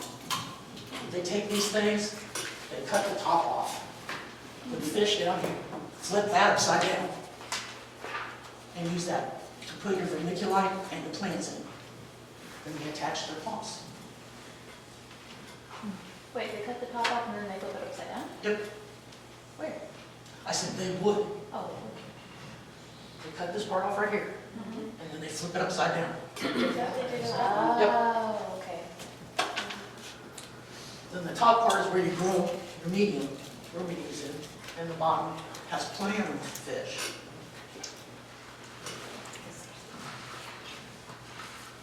This raft method is pretty cool because they make these rafts out of styrofoam. Oh. And the styrofoam basically will hold the net cups in them, and then as they add more plants, they basically just push it down into the system. And by the time it's at the end of the system, usually it's time to harvest. Yes. I saw videos that they're making packing material out of basically types of mushrooms. Can you do that I instead won't of see why not. There's a place in Buda that you can get the hard mushroom rhizome packs. That would be interesting to be able to slice those and see whether or not they will, float. I don't know. That'd be an interesting experiment. And then the PVC pipe towers. Again, that's going to use that flush system. But that's where you have to do it every hour? This- like earlier? If you're doing just the ebb and flow, yes. Yes. Because the roots are going to be bigger than 45 minutes out of that hour. They can put it into towers. See, we have fish living in these buckets. But all of these are attached somehow, although you can't necessarily see, but they're attached somehow to a tank that's full of fish. I have a question. Yes. Kind of, with like the glass tanks, they get light into them for the fish. Do the fish not need to have that light? No, the fish do. So, but they're in some of those, like those bucket things. So how are they getting light in that? I don't I mean, I'm just curious. There are some people that say that they don't necessarily need the light. Me, I'm kind of an animal lover, and I think that's cool. I think it's cool. So I would take the lid off. I would put screen over it instead of the lid to make sure it had light. I wouldn't necessarily choose the barrel method if it was me because of that. Yeah. They have So them when like they're- the bathtubs too, where it's not. Yeah, I thought that was cool. Somebody just got a bunch of bathtubs. With the wiki one, so you don't keep the light, yeah, he just had it with the light, that big. Yeah. tub, that's what I was. Well, the lights are above it. Yeah. But he can still get some light. Yeah. So the guy's gonna do it, it's good. I thought that was cool. The giant pool. They've got a lot of fish in that. And that would be the size of tank that you would attach to one of those units we saw in the last slide. Now, when you pick up these rafts, then you can see that it's made out of styrofoam. Look at all the root growth underneath. If you let it, those roots will fill your entire container. And they will continue to grow until the plant's come to the end of its life cycle. That is not the healthiest way to grow your plant if you're in a bucket or any kind of container that's going to limit its size. So you're going to trim your roots. You never trim the taproot, you let it wind down and circle itself if it needs to. But the extraneous roots throughout your system, your plant, you can trim those down and take up less space inside your tank. And you're probably going to do that once a month. pretty soon it's just gonna be a mess. And I'm thinking everything's gonna be tangled up. Your equipment's gonna be tangled up in it.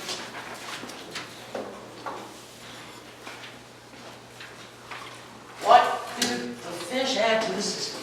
Well, they put in plant food. The only thing you're going to feed in an aquaponics unit are the fish. You never have to feed the plants. When you're feeding the fish, they're going to start producing their own waste. Urine in the water creates ammonia, carbon dioxide, lots of feces and other food. The water recirculation cycle takes the fish tank solids through the removal of a biofilter, which is your plant system in the roots. That's your biofilter. And your aeration and oxygenation will remove all of those things from that water. So you don't have to have a fish filter? Is that what you're saying? You don't have to have a fish filter.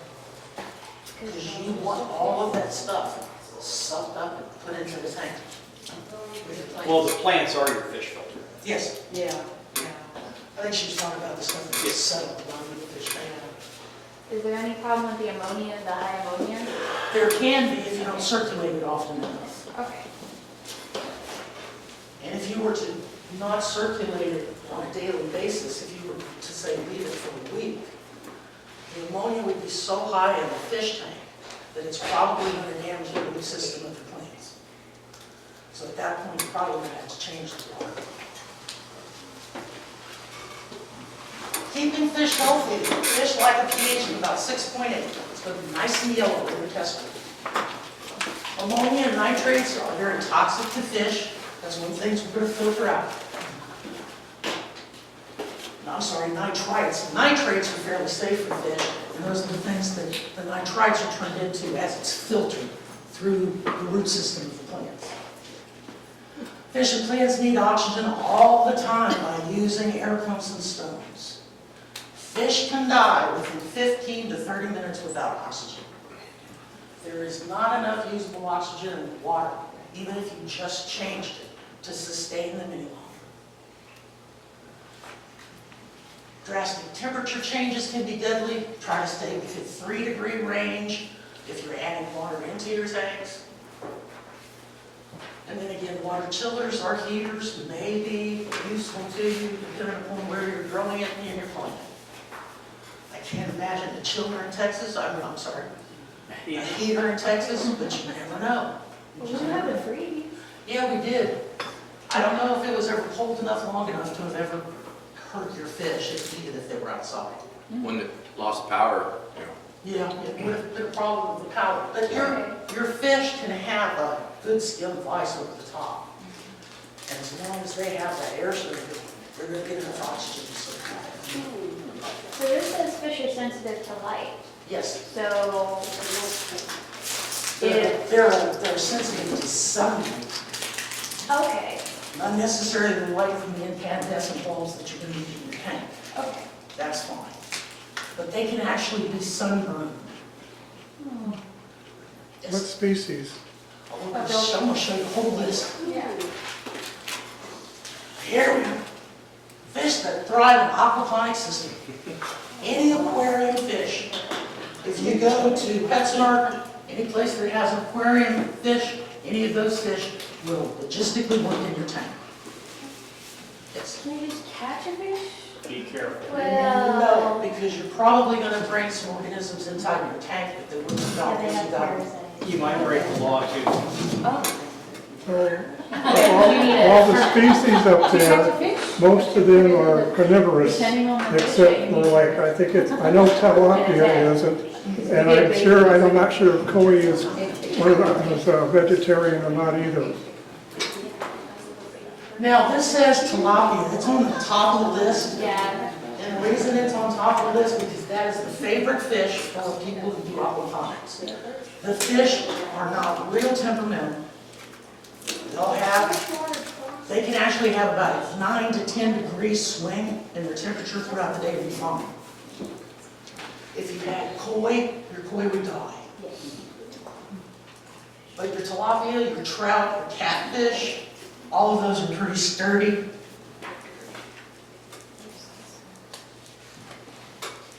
freshwater prawns.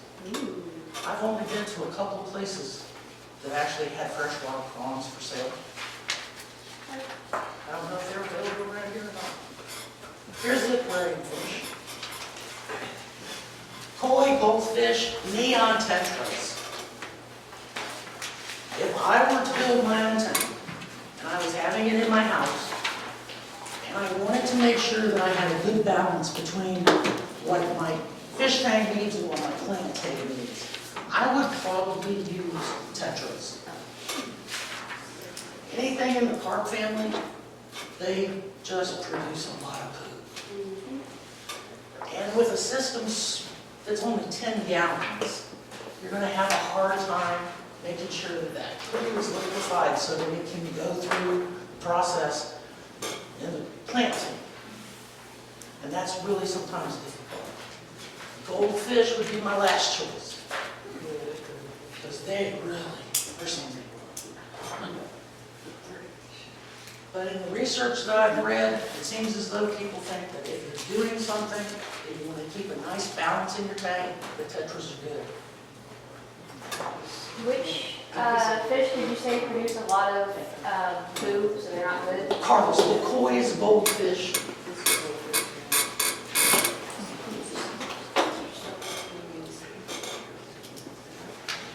Oscars would be interesting because they grow to the size of their tank.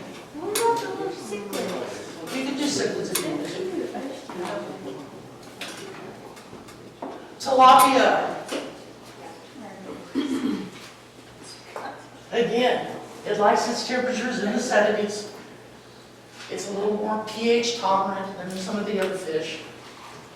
They are omnivorous. They will eat pellets, duckweed, veggies from the system. And they can grow depending upon your tank. Now, you're not going to get that size in a 10-gallon tank. If you had a 250, 350-gallon tank, you could do plate size tilapia in 6 to 9 months. And here's your yellow perch. You're going to see that the water temperatures for most of these creatures are all about the same. The perch are great for recirculating systems. They eat fish pellets and veggies. They tolerate low oxygen, and they quickly adjust to pH changes. And in 9 months, you can get a big one of those on your plate. Bass, bluegill, and catfish. They like temperatures a little bit warmer. They like them in the 80s. They can be raised in a recirculating system fairly well, but they're best raised in ponds or that big tank that we saw on the slide. They're more sensitive to temperature, pH, and water quality. But again, you're going to feed them pellets. I guess the one thing you have to think about when you're doing the feeding with your fish is to not overfeed them. When I was a kid, my dad had big tanks, and I can remember him just pouring a bunch of food in his hand. And he'd open the top, and he'd just and the whole top of that fish tank would be covered with fish food. You can see the little fish go up, and they'd start eating it. They're eating on one little piece, and probably 200 little pieces are floating down to the bottom. And all of that is going to become waste, because they're not going to eat it once it gets down there in the food. So, my suggestion with the fish, give them a little, let them eat it. Give them a little more, let them eat it. Give them a little more. Eventually, they're going to slow down. And you'll see a few of the pellets left in the water. That's it. They're not going to die if they're a little hungry. Because you're going to feed them more than probably going to get in nature anyway. How many times do you feed them? Once a day. That's why it's important to make sure you're not overfeeding them, because that can build up over it. Do they need special food, like there's special koi food? No, now you can go to pet places and they will have specific food, but I bet you if you compare these regions, they're probably offering most of the thing. Koi, goldfish, and carp. They're great if you never want to eat the fish. I don't know anybody who enjoys carp. You can eat koi. Somebody, oh man, I don't know, somebody told us to eat one time, and I was like, no. No, a lot of people do catfish. Things that are bottom feeders, I don't particularly have very good flesh. Except for halibut. Yeah. Now, these will eat bugs. So if you do find some bugs on your plants outside, you can always take them, drop them in the fish tank. Healthy fish management. Always exercise good hygiene. Make sure you wash your hands before you do anything with your tanks. Make sure the tank parts are being separated. You're not washing all of your systems at one time. Make sure that the tubes and the things that go with one unit stay with that unit. And that's important because if something happens, you'll be able to start diagnosing it by what tank it's in. And if you can think about what's been in that tank, it may help you solve your problems as to why it's not doing what you need it to do. Quarantine fish before adding them to the tank. You don't want to add anybody in there. You might have gill, yuck, and who knows, scale rot. I don't know what all the diseases are these tropical fish can get. One fish in your tank can give the illness to every fish in the tank, and then you'll have to doctor them. Fish come with a pretty awesome immune system. Unless they're showing some type of sign of disease, you should be able to get by with the fish that you grow over many months. Because that list that you've gotten is really pretty hardy fish. If you doctor the fish, do you have to worry about that getting into your plants? If it were me, I would take my cleaning unit off.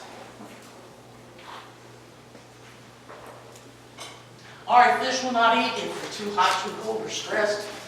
2 to 3 times daily, that's what the book says. Ugh. That's a lot of fish food. Once a day, I truly believe is enough. It is. Fish eat 2% of their body weight daily. So take that in mind when you're thinking about how many fish you have. Because your neon tetrads might weigh what, 4 or 5 grams?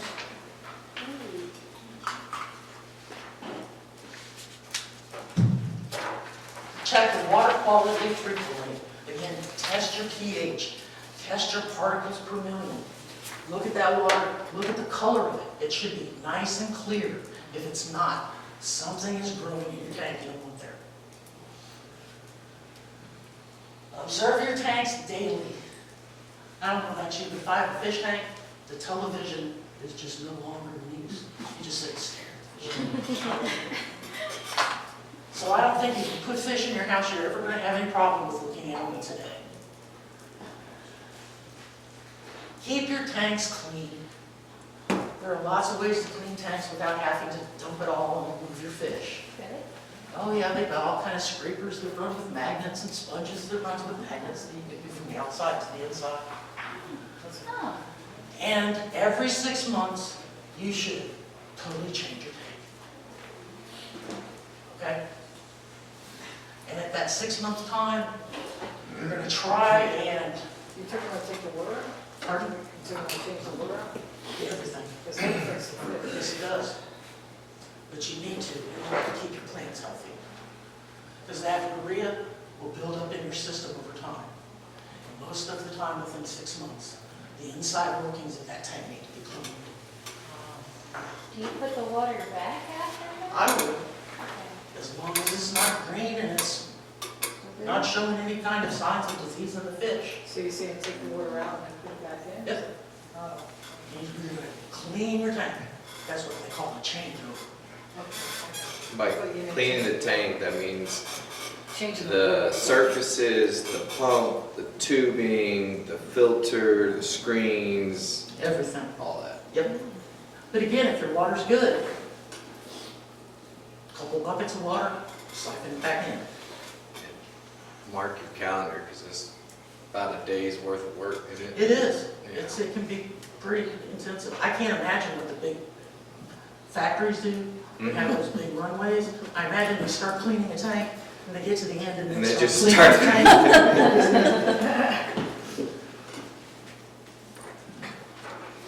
What do you feed your fish?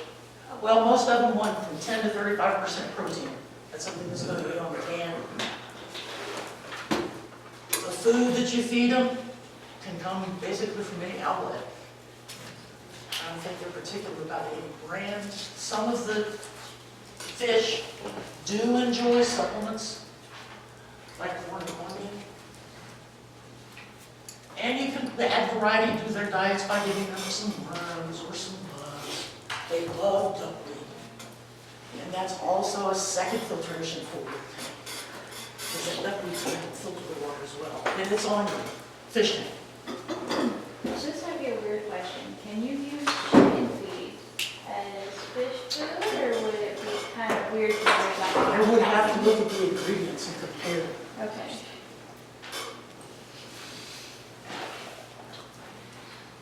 Because I know that's the same thing. How much feed for 1 pound of product? Well, with a pound of food for the fish, it's only 1.7 pounds. So I'm feeding it just a little over its own weight. However, chicken, same size, takes 2.4 pounds, and then it just goes up until you get down to beef, and then you're like 9 pounds of feed for 1 pound of beef. That's a lot.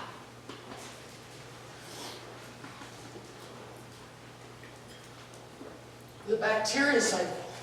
This is what you're activating when you put these plants and fish together. Approximately 50% of your fish waste is going to come off in the form of ammonia. That is released from the urine and the fecal matter and the gills of the fish. Now, the bacteria that it creates is going to consume the fish waste of uneaten food and decaying plants, if you choose to put living plants inside your aquarium. The bacteria nitrosomonas, I think that's how you pronounce that, convert ammonia into nitrites. As that goes through your system, those nitrites are going to be turned into bacterial nitrates, which are actually good for your system, and that's what's going to feed your plants. Nitrogen is an essential nutrient for sustaining life. So that nitrogen is what we're having all of this fish system with the plant symbiotic relationship, turning those nitrites into nitrates.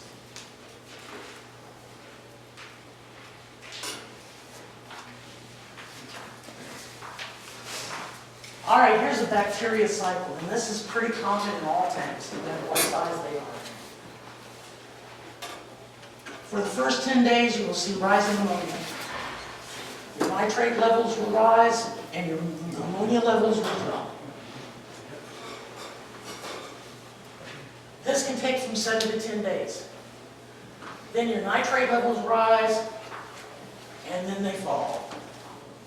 And your cycle takes between 20 and 30 days.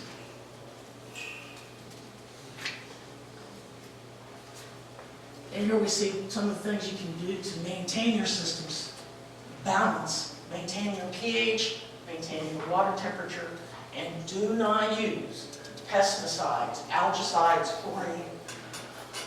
or any kind of cleaning agents or chemicals. Again, I suggest if you're cleaning your tank, you use hydrogen peroxide. Not alcohol.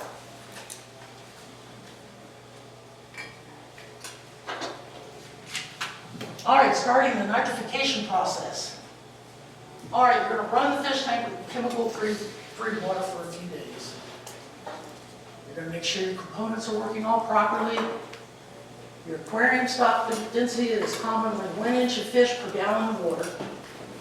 So I'm saying if you were going to use neon tetras, what, in a 10-gallon tank, you can use 20 fish. Keep fish food at a minimum for the first 10 days.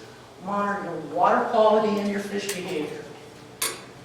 And then add 20% more fish every 4 to 6 weeks until the tank has reached its full capacity. So in a 10-gallon tank, 1 inch for every gallon, you get about 20 tetras. So you're going to start out with 4. And then add 4 more. Until you get through your whole cycle. And eventually have your 20 fish.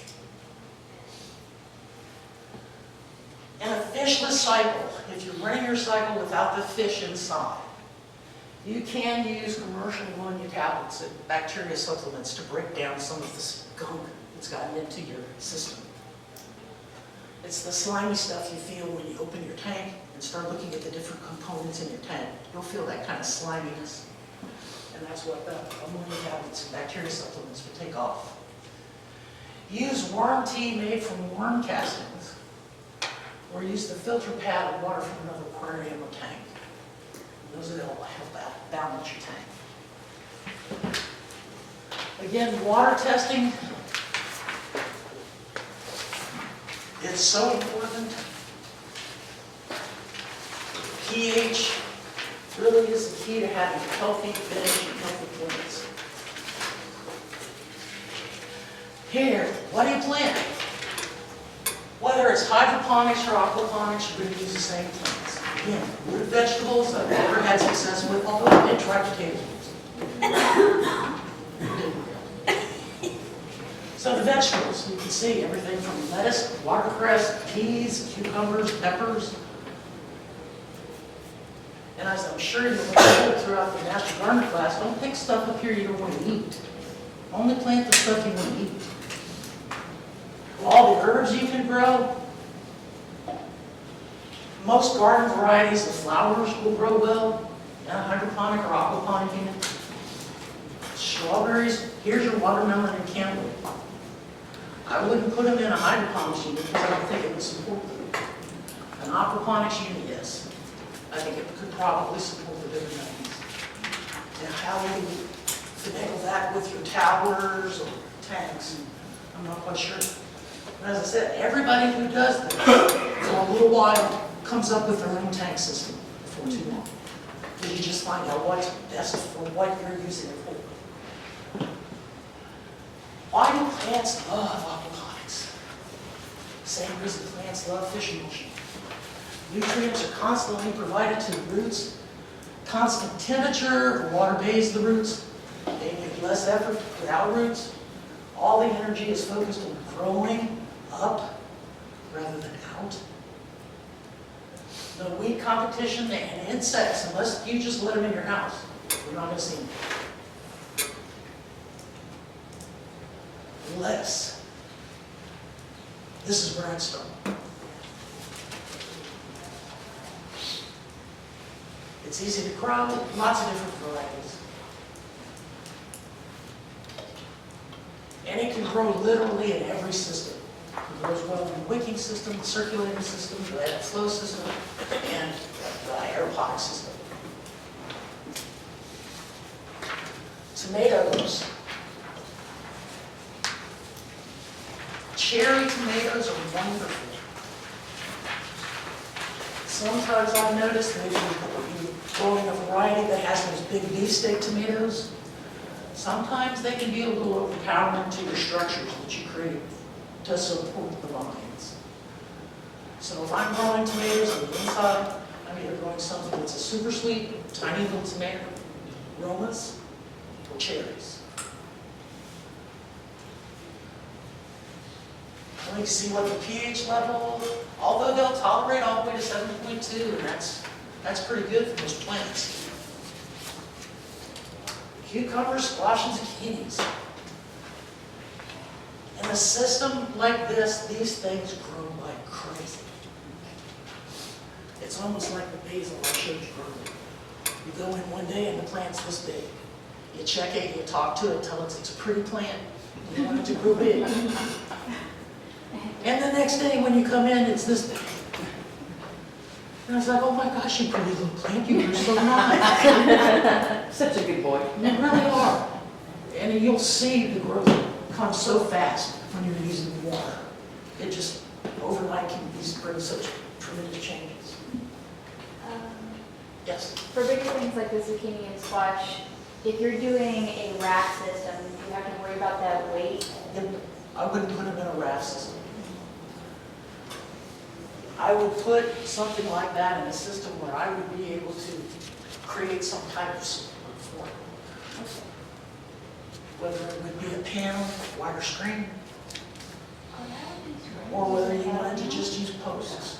All I can picture is like little hammocks with little watermelons. Yeah. And once you get into it, you'll find that there are all kinds of trellises and all kinds of little gadgets and gizmos that you can get to attach to the inside of your tents. So if you have plants that are growing taller, you can grow them through a bank of this woven lattice. So at various stages up through the tent, it'll have something that will support it. Strawberries do very, very well growing in water. You don't have to worry about the birds taking them. Basil, if you're a beginner, this is the plant for you. These things grow by themselves.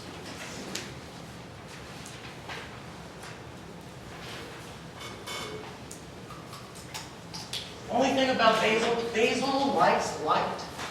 Except if it gets just a little bit over the minimum, it bolts and turns to seed. Me, I'm worried about it. I lop it off, it bushes out, and I keep on going. Watercress. A lot of people grow watercress, especially if they're using their pond. This is really cool.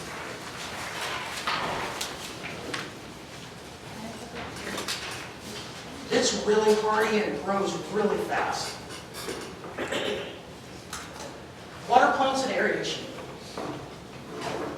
You're going to start looking at pumps in a different way. Because not all pumps are made equal. When you look at your pumps, you want to make sure that you have some way to adjust it somehow. Usually on the front of your mechanism, you're going to have a little plus and minus signs, a little lever. That's going to let you increase or decrease the amount of water that's coming out of your system. Now, I'm sure a lot of you imagine, well, we're going to want a 10-gallon tank. We're going to put it into a 17-gallon receptacle, and that's where we're going to grow our plants in. What size pump do I need? You're running a 10-gallon tank, so you can't move more than 10 gallons of water. So a pump this size is plenty. You don't need a big, huge pump. It'll squirt the water 3 feet high to run these systems. And this is where you really cut down on your expense. Because if you're buying only the equipment you need, rather than the equipment that looks cool or really is powerful, you'll save money. Because you just need it to do its job, nothing more. Because I doubt very seriously anybody's going to put this in a fish tank and decide to take it outside to make a fountain. So this little pump here will pump 10 gallons in an hour. So that's all we need. So your water pumps are vital. If you stack your aquarium over the fish tank, you can have an actual open system. You wouldn't have to run 2 pumps. One pump has got to put the water from the tank, the fish tank, back into your plant tank. That's a given. You can have a passive water system that releases that water if it's on top. Or a hose or a pipe or whatever you want to use, and drains back into the fish tank. However, if they're both sitting side by side, you're going to have a pump that moves the water from the fish tank to the plants, and then you're going to have another pump that's going to take it from the plants back to the fish tank. And that's where something like this comes in.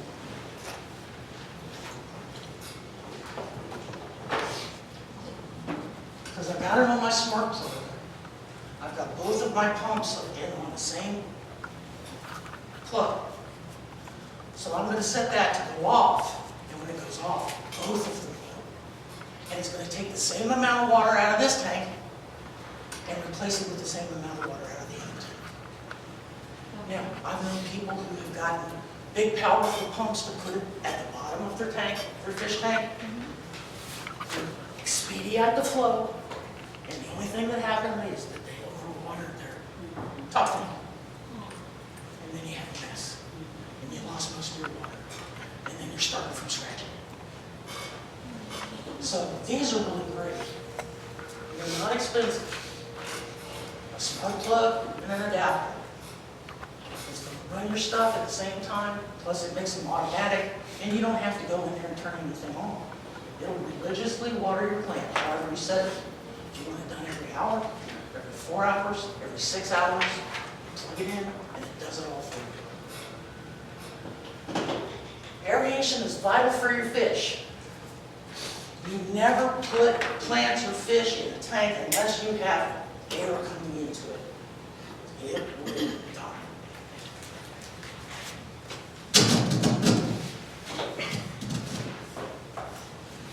All right, here are some tips. Just like with our hydroponic unit, please do not use pesticides, algicides, fertilizers, or other like substances in fish tanks or grow beds. That's going to exacerbate your ammonia. It's going to build the nitrites up very quickly in your tank, and it's going to be hard to correct. Never change more than 1/3 of the water unless you're breaking the unit down. And again, you're only breaking the unit down every 6 months. Avoid direct sunlight on the plant. Direct sunlight can actually burn your fish. So you want to put them in the shade, but yes, they do need light. Please don't put them in a bucket, put a lid on it. Those are going to be sad fish. And you know, sad fish may taste bad. I don't know. That's not really the sad fish. Okay, use vitamin C tablets and an air pump to bubble out chlorine and chloramine from tap water. If you're working with your tap water, you're making sure your pH and your particle levels are all good, this is something you're not going to have to worry about. The best water for your system is rainwater.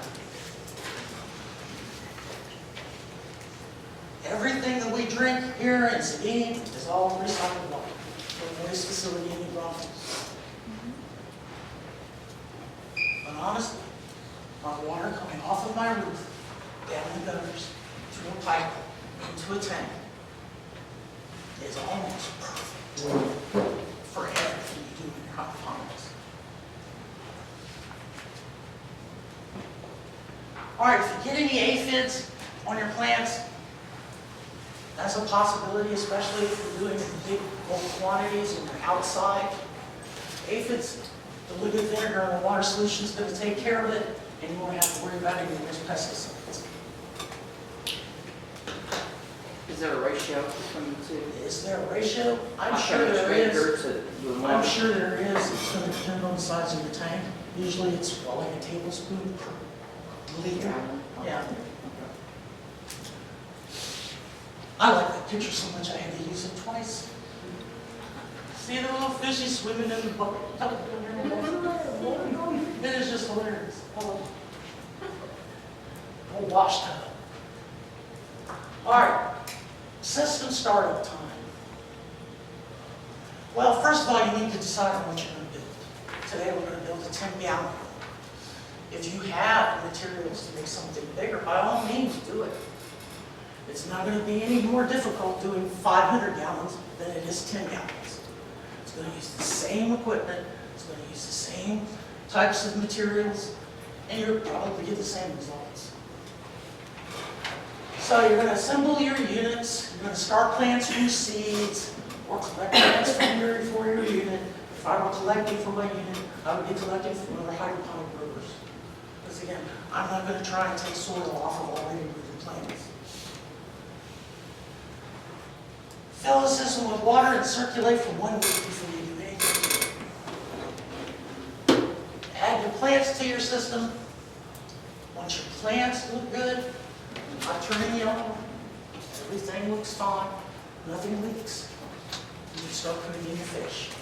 20%, then after 4 to 6 weeks, 20% more until you get to your capacity. Then at that point, you maintain your system.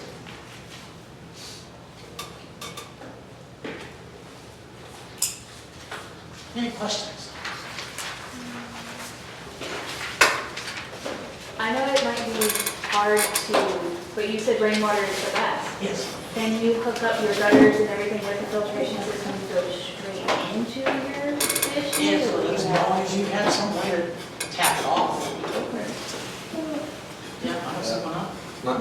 My question's similar to that, is like if you fed rainwater in and say released a valve to let fish water, aquarium water out, equal ratio, would that satisfy not having to like break the whole thing Sure. down? Because you're breaking it down to get rid of the fish pee, right?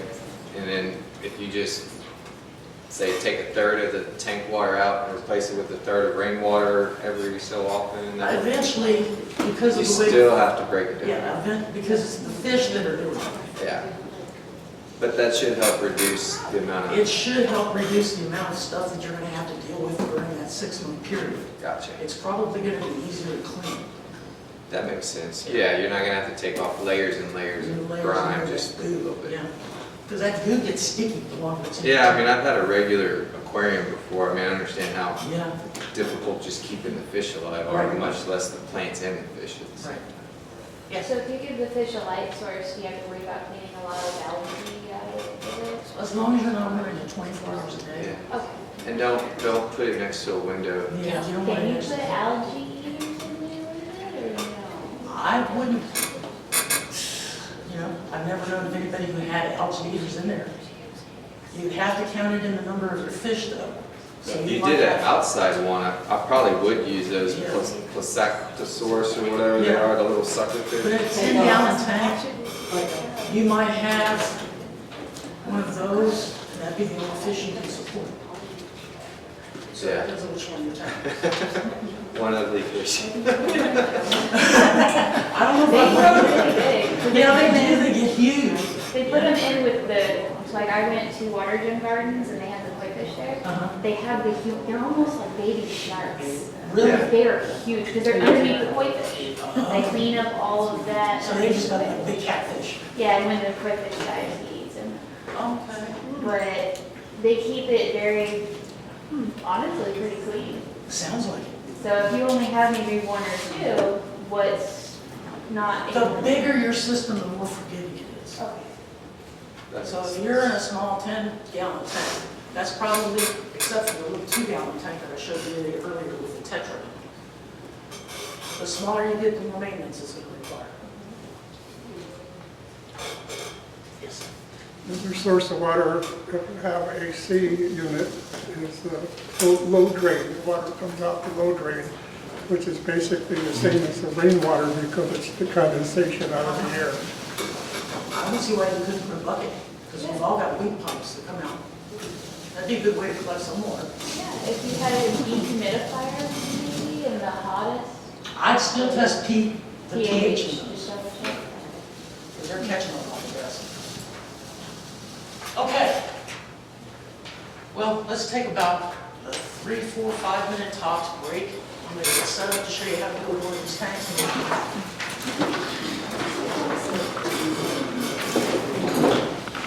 We've talked about a lot of stuff today. I hope that your apprehension of the tempting to grow in water is no longer present. I hope that all of you will take an opportunity to try it, if that's something you think would be interesting. I would say that over the years I've been doing it, the majority of the stuff that I've learned has been trial and error. There's a lot of information out there on hydroponic use. Unfortunately, probably a good 90% of it is all for illicit herb use and how you grow stuff in California. So there's not a lot of information out there as far as what you do with plants other than marijuana. So this is something that's, I don't know, I'm hoping becomes more and more mainstream and more people find a way to incorporate it into their own gardening. We're going to put together Aqua Ponics unit. Doesn't take a lot of equipment. We have a 10-gallon tank. I've got a 17-gallon tub because I want this reservoir to have more water in it than this one. Because remember, this is our clean water. This is our dirty. So we want to make sure that most of our clean water is in this tank. That's why we've upsized it right here. 15 gallons would be perfect. But 17's even fine. And it doesn't just fine. Basically did the exact same things with this that I did with the white. I went ahead and added some holes. Because I know a lot of it needs some places to put different lines in. And I've also cut out the edge here because I know I'm gonna have a power pole go through with my pump. I have the same thing here. This coat right here cost me $13.49, I think. And those were quarter-inch holes. Quarter-inch holes. Okay. And all I did was the same thing I did with the other unit. Took a jigsaw, made a circle, cut it out, put the neck cups inside. And that's basically the same type of unit you would spend a couple $100 on. Yes. Could you put 2 rows instead of just 1? You could. It really all depends on what you want, right? If I were doing brassicas in here, I would do 2 only because the root balls get so big. This is something that would work good with lettuces, herbs, spinach, those kinds of things. With this 3-way up here. You have to be careful as to how much plant material you put in here. You don't want it to be too much. So again, just like in your hydroponic unit, you're going to check this daily. Again, you made it lid so you can completely lift it off. We can look at our water, check it out, and we're also looking at our root system. So don't forget that root system. And every month, you think about how you're going to start trimming it back. And then you're going to tap it. Everything else is going to need to trim it back. How do you know which is the top? The taproot is the one that goes through the center, and it's usually the biggest one. So we have our water container here for our plants, our fish container here. It has its own lid. It has its own filtration system, so we don't have to worry about filtration here. The only thing that I'm going to do in the fish tank is I'm going to add a water pump. This water pump is going to help me put water from this tank into this one. Only thing I have to do to make that happen is, again, you're going to attach your hose. Again, anytime you go into something and you're worried about whether or not it will hold the connection, a little teeny bit of silicone around the outside will hold it in place. And if you have to get rid of this tube at some point, because you either want to put it further apart or you've completely changed your mind as to the configuration, all you have to do is take a little X-Acto knife, go around the outside, and pull it right off. So it's not permanently attached. So don't use Loctite or anything like that, because then it'll be different. So we're going to do a little pump, and we're going to get some of this 1/4-inch tubing. We're going to cut us off enough. And again, it's going to depend on where you put your tanks, because if you put them overhead, you might actually use less. Here's my water. So I have my water sucked up. I like to take, you know the product, I won't name the product, but you know what it is. It's the guy who made the boat out of glass. And they use all this spray stuff. Yeah. And they also have a tape. That stuff is really good. Now I take the tape, and because these things are fairly light, even though they have suction cups on the bottom, I will take a piece of tape and I'll put it down here towards the bottom to make sure that it doesn't move around. Because if it's moving around like doing things inside the tank, the next thing you know, the pump comes on, and then this gets pulled out, and you water your floor. Now, because I'm doing these side by side, I don't have any way to stack it. I'm going to have to put a pump in this one too.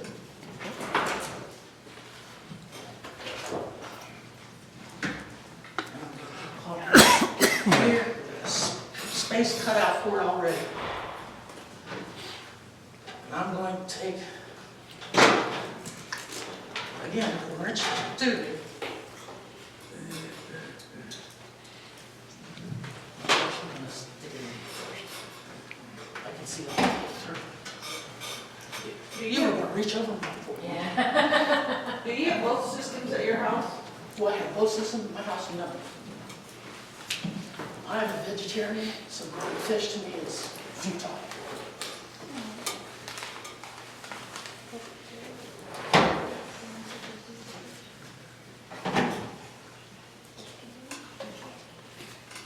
So I have that pump hooked up.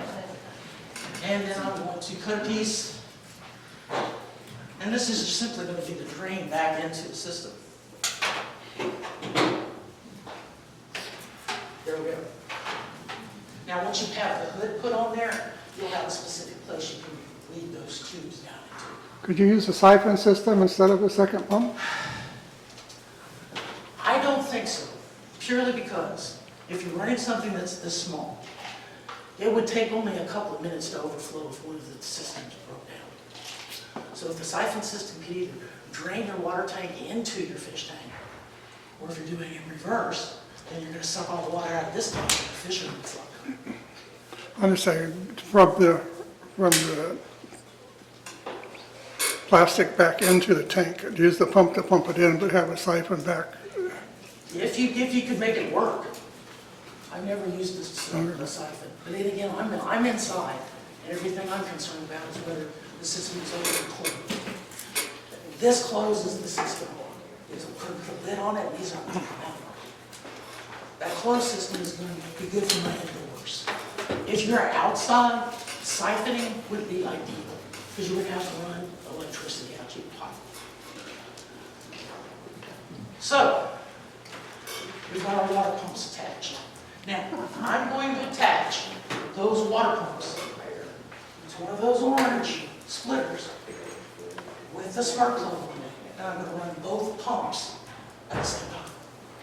And that app on my phone is going to let me do that. Now, this tank already has the aeration system built in. It comes with all the parts that come in the box. This one does not. So we're going to have to put aeration in here, because we've got to have air. Remember the little one we used for the small bucket? Mm-hmm. Now we get into this. Now again, if you look, we're pretty good. We've got all of our plants going down the center of the bucket, so we've got pretty good air circulation if we're using this particular stone. So I'm going to put the stone in. I'm going to hook up a hose.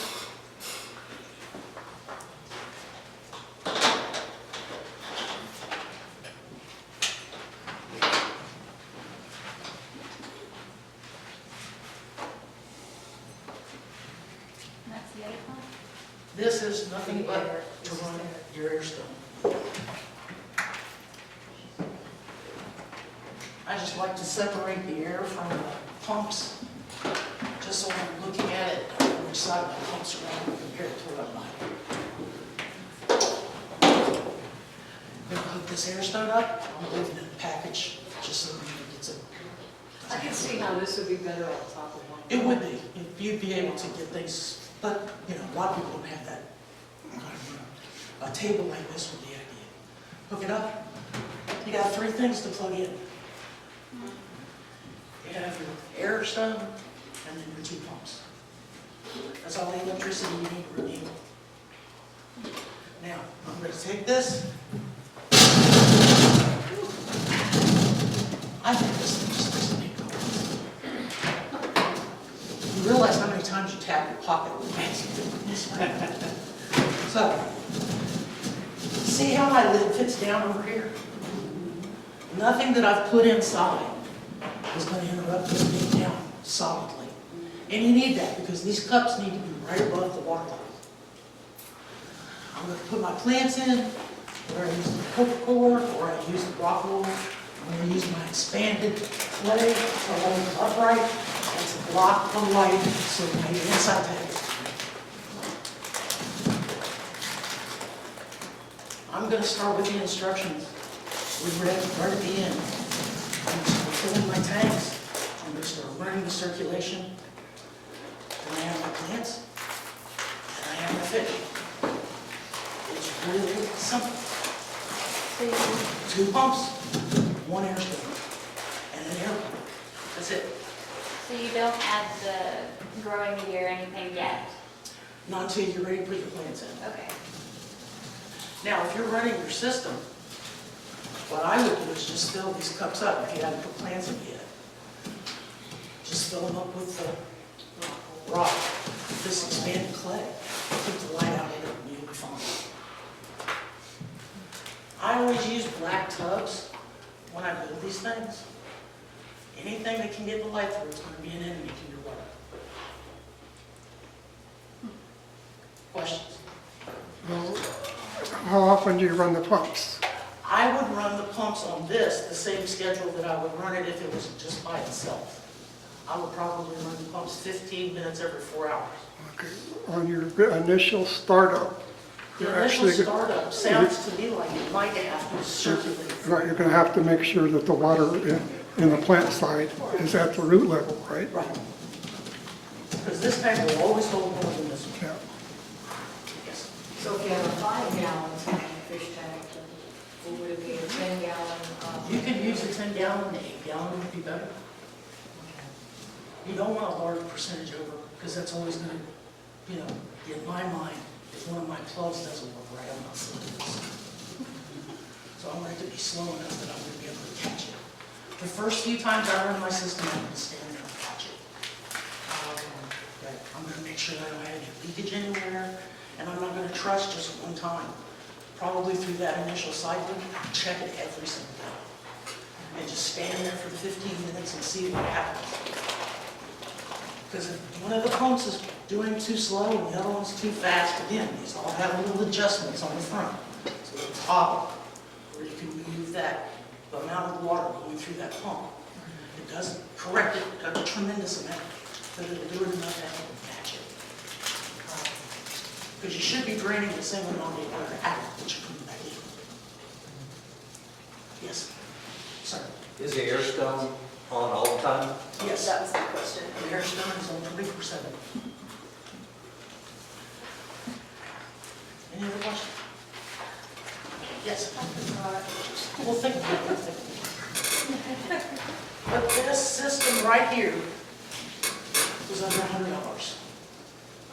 And that's with the pumps, air stone, the containers, fish tank, the setup for the fish tank, everything. That doesn't halfway pay for half of what the commercial units are.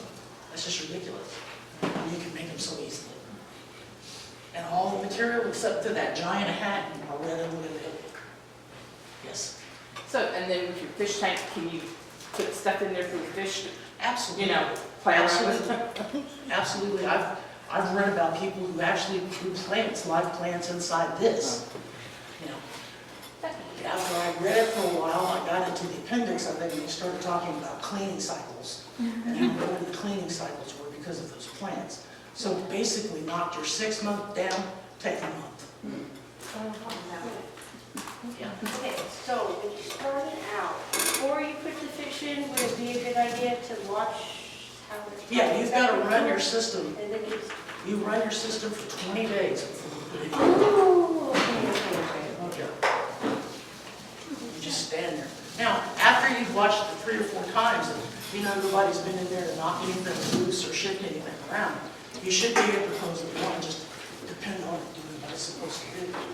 I know that my units right now, their lights are on, their stones have been on all night, and in about 7 minutes, they're going to go through the water cycle. So you don't put air stone in that one? It's built into the machine with all the stuff that comes with the fish tank. Oh, okay. Now, if you were just going to go buy an aquarium without all the gizmos that go with it, you'd have to put an air stone in. Oh, okay. It's pond. Yes.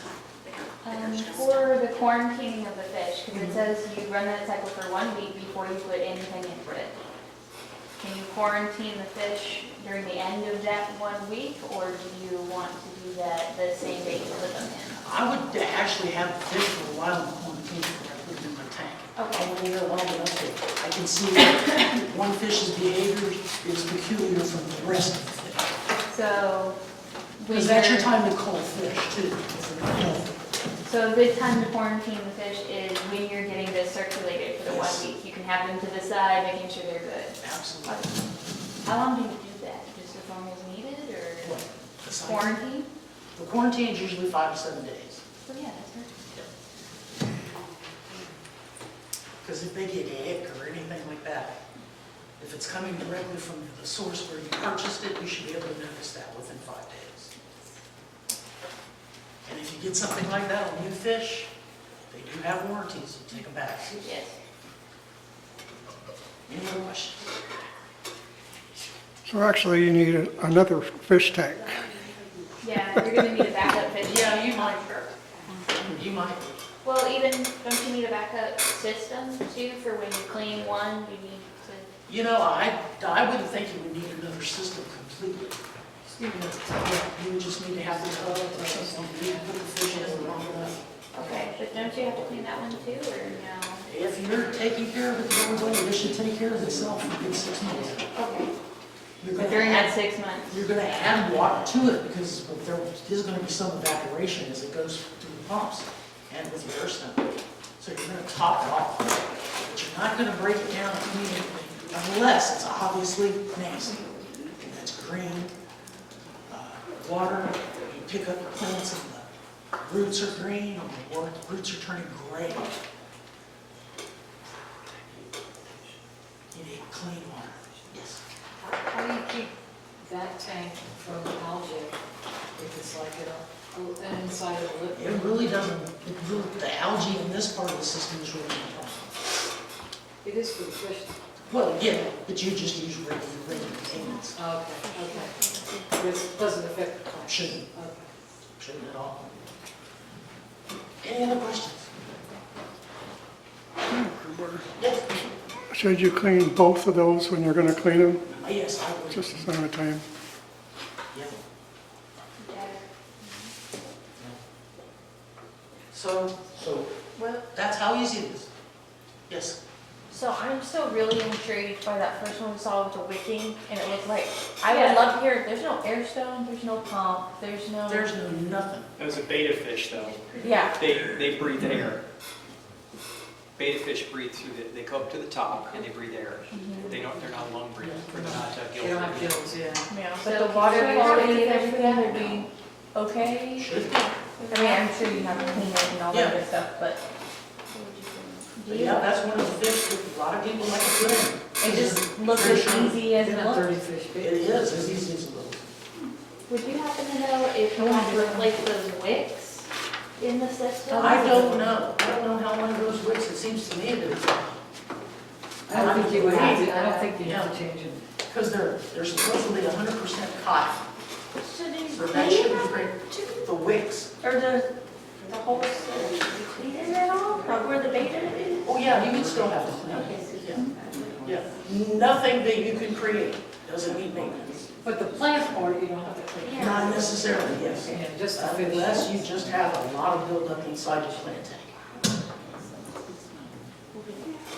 This seems kind of a newer topic, and it's all as stated earlier that we've had a lot of people that come to us asking about aquaponics, hydroponics. So just like there's a lot of people who are really interested in roses or orchids, and there's a lot of times there's local clubs. Are there any kind of clubs that you're aware of other than just trying to Google or Facebook, things like that, for more information as they get more and more interested? That's why you're so rare. Yeah. Well, you know, it gets to the point when you start looking at aquaponics. Yes. You either have instructions that you find online that oversimplifies everything, or you have schematics of some gigantic machine that they created in some factory that tells you, what kind of fittings you need and all this other kind of stuff. But it doesn't ever get into the nitty-gritty of how do I maintain this tank. Right. So that's something that's not really, I mean, there's a handful of publications out there in aquaponics that are actually for people like us who don't do it professionally. Yeah. And then Appreciate it. the wick system, the plant's actually in soil. Yes. Yeah, That's so what it it's is. the capillary action of the water coming up and actually. Yeah. Yeah. Yes. Another weird question. I know you were talking about, you don't need a really high level pump unless you want to make a fountain. Right. Could you put a fountain on top, like what you said, granted it was copper so it killed all the fish, but could you put a fountain on top and that would aerate the water down? It doesn't fit enough. You're talking about like a solar, like a little solar fountain kind of thing? Kind of, like where you would attach the pump to the fountain instead Oh, of. no, it's attached to an air pump. Okay. Okay. So I've seen people do the water. There is an aquaponics group that's in Austin. They are in Austin? There used to be one in San Antonio, though.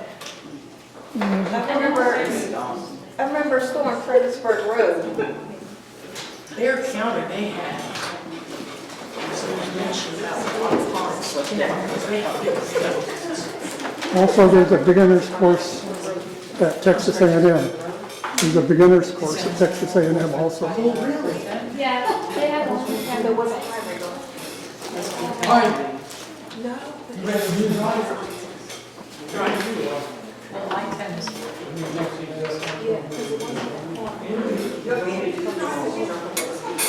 Oh, no, what's the thing about tape? If you're growing, if you're plants inside or outside, little thermometers like this are really helpful. Even if you have it outside in the middle of your room, probably ought to put one of these close to your tank so you see what the air temperature is around your tank. Because you can actually chill your water too much with your air conditioner too low, or make it too hot by turning your temperature too hot. So this will help you not only in your hydroponics, but it will also help you maintain your temperatures for your fish. Because ambient temperature adds, There's also a temp you can put in. you can't put it in water. That's what I have. All right, well, we're giving away the starter hydroponics unit, and we're giving away the aquaponics. You can only do one, not both of them. Who looks a good draw? She's a good drawer. I drew it last week, look, now, draw. Okay, My fingers have this readiness going. Okay, hydroponics is first. Did everybody get a ticket? Okay. And the last three numbers is 569. 569, 569. Anybody? Have to be present to win. It's gotta be somebody. Look at your ticket. Whoops. Make sure. 569. Yeah, I put 7. Good. 572. and you know, this takes care of the problem we were talking about a little while ago, doesn't it? You don't have to worry about it. You solved the problem. There you go. Congratulations. I don't think I want to give this one away. I think I'll give this one. Okay. All right, this was for the aquaponics now. Okay, are you feeling lucky? Anybody feeling lucky? Lucky, somebody's lucky. All right, and the last three numbers is, as long as it's not Pam Malone. 5, 6, 6.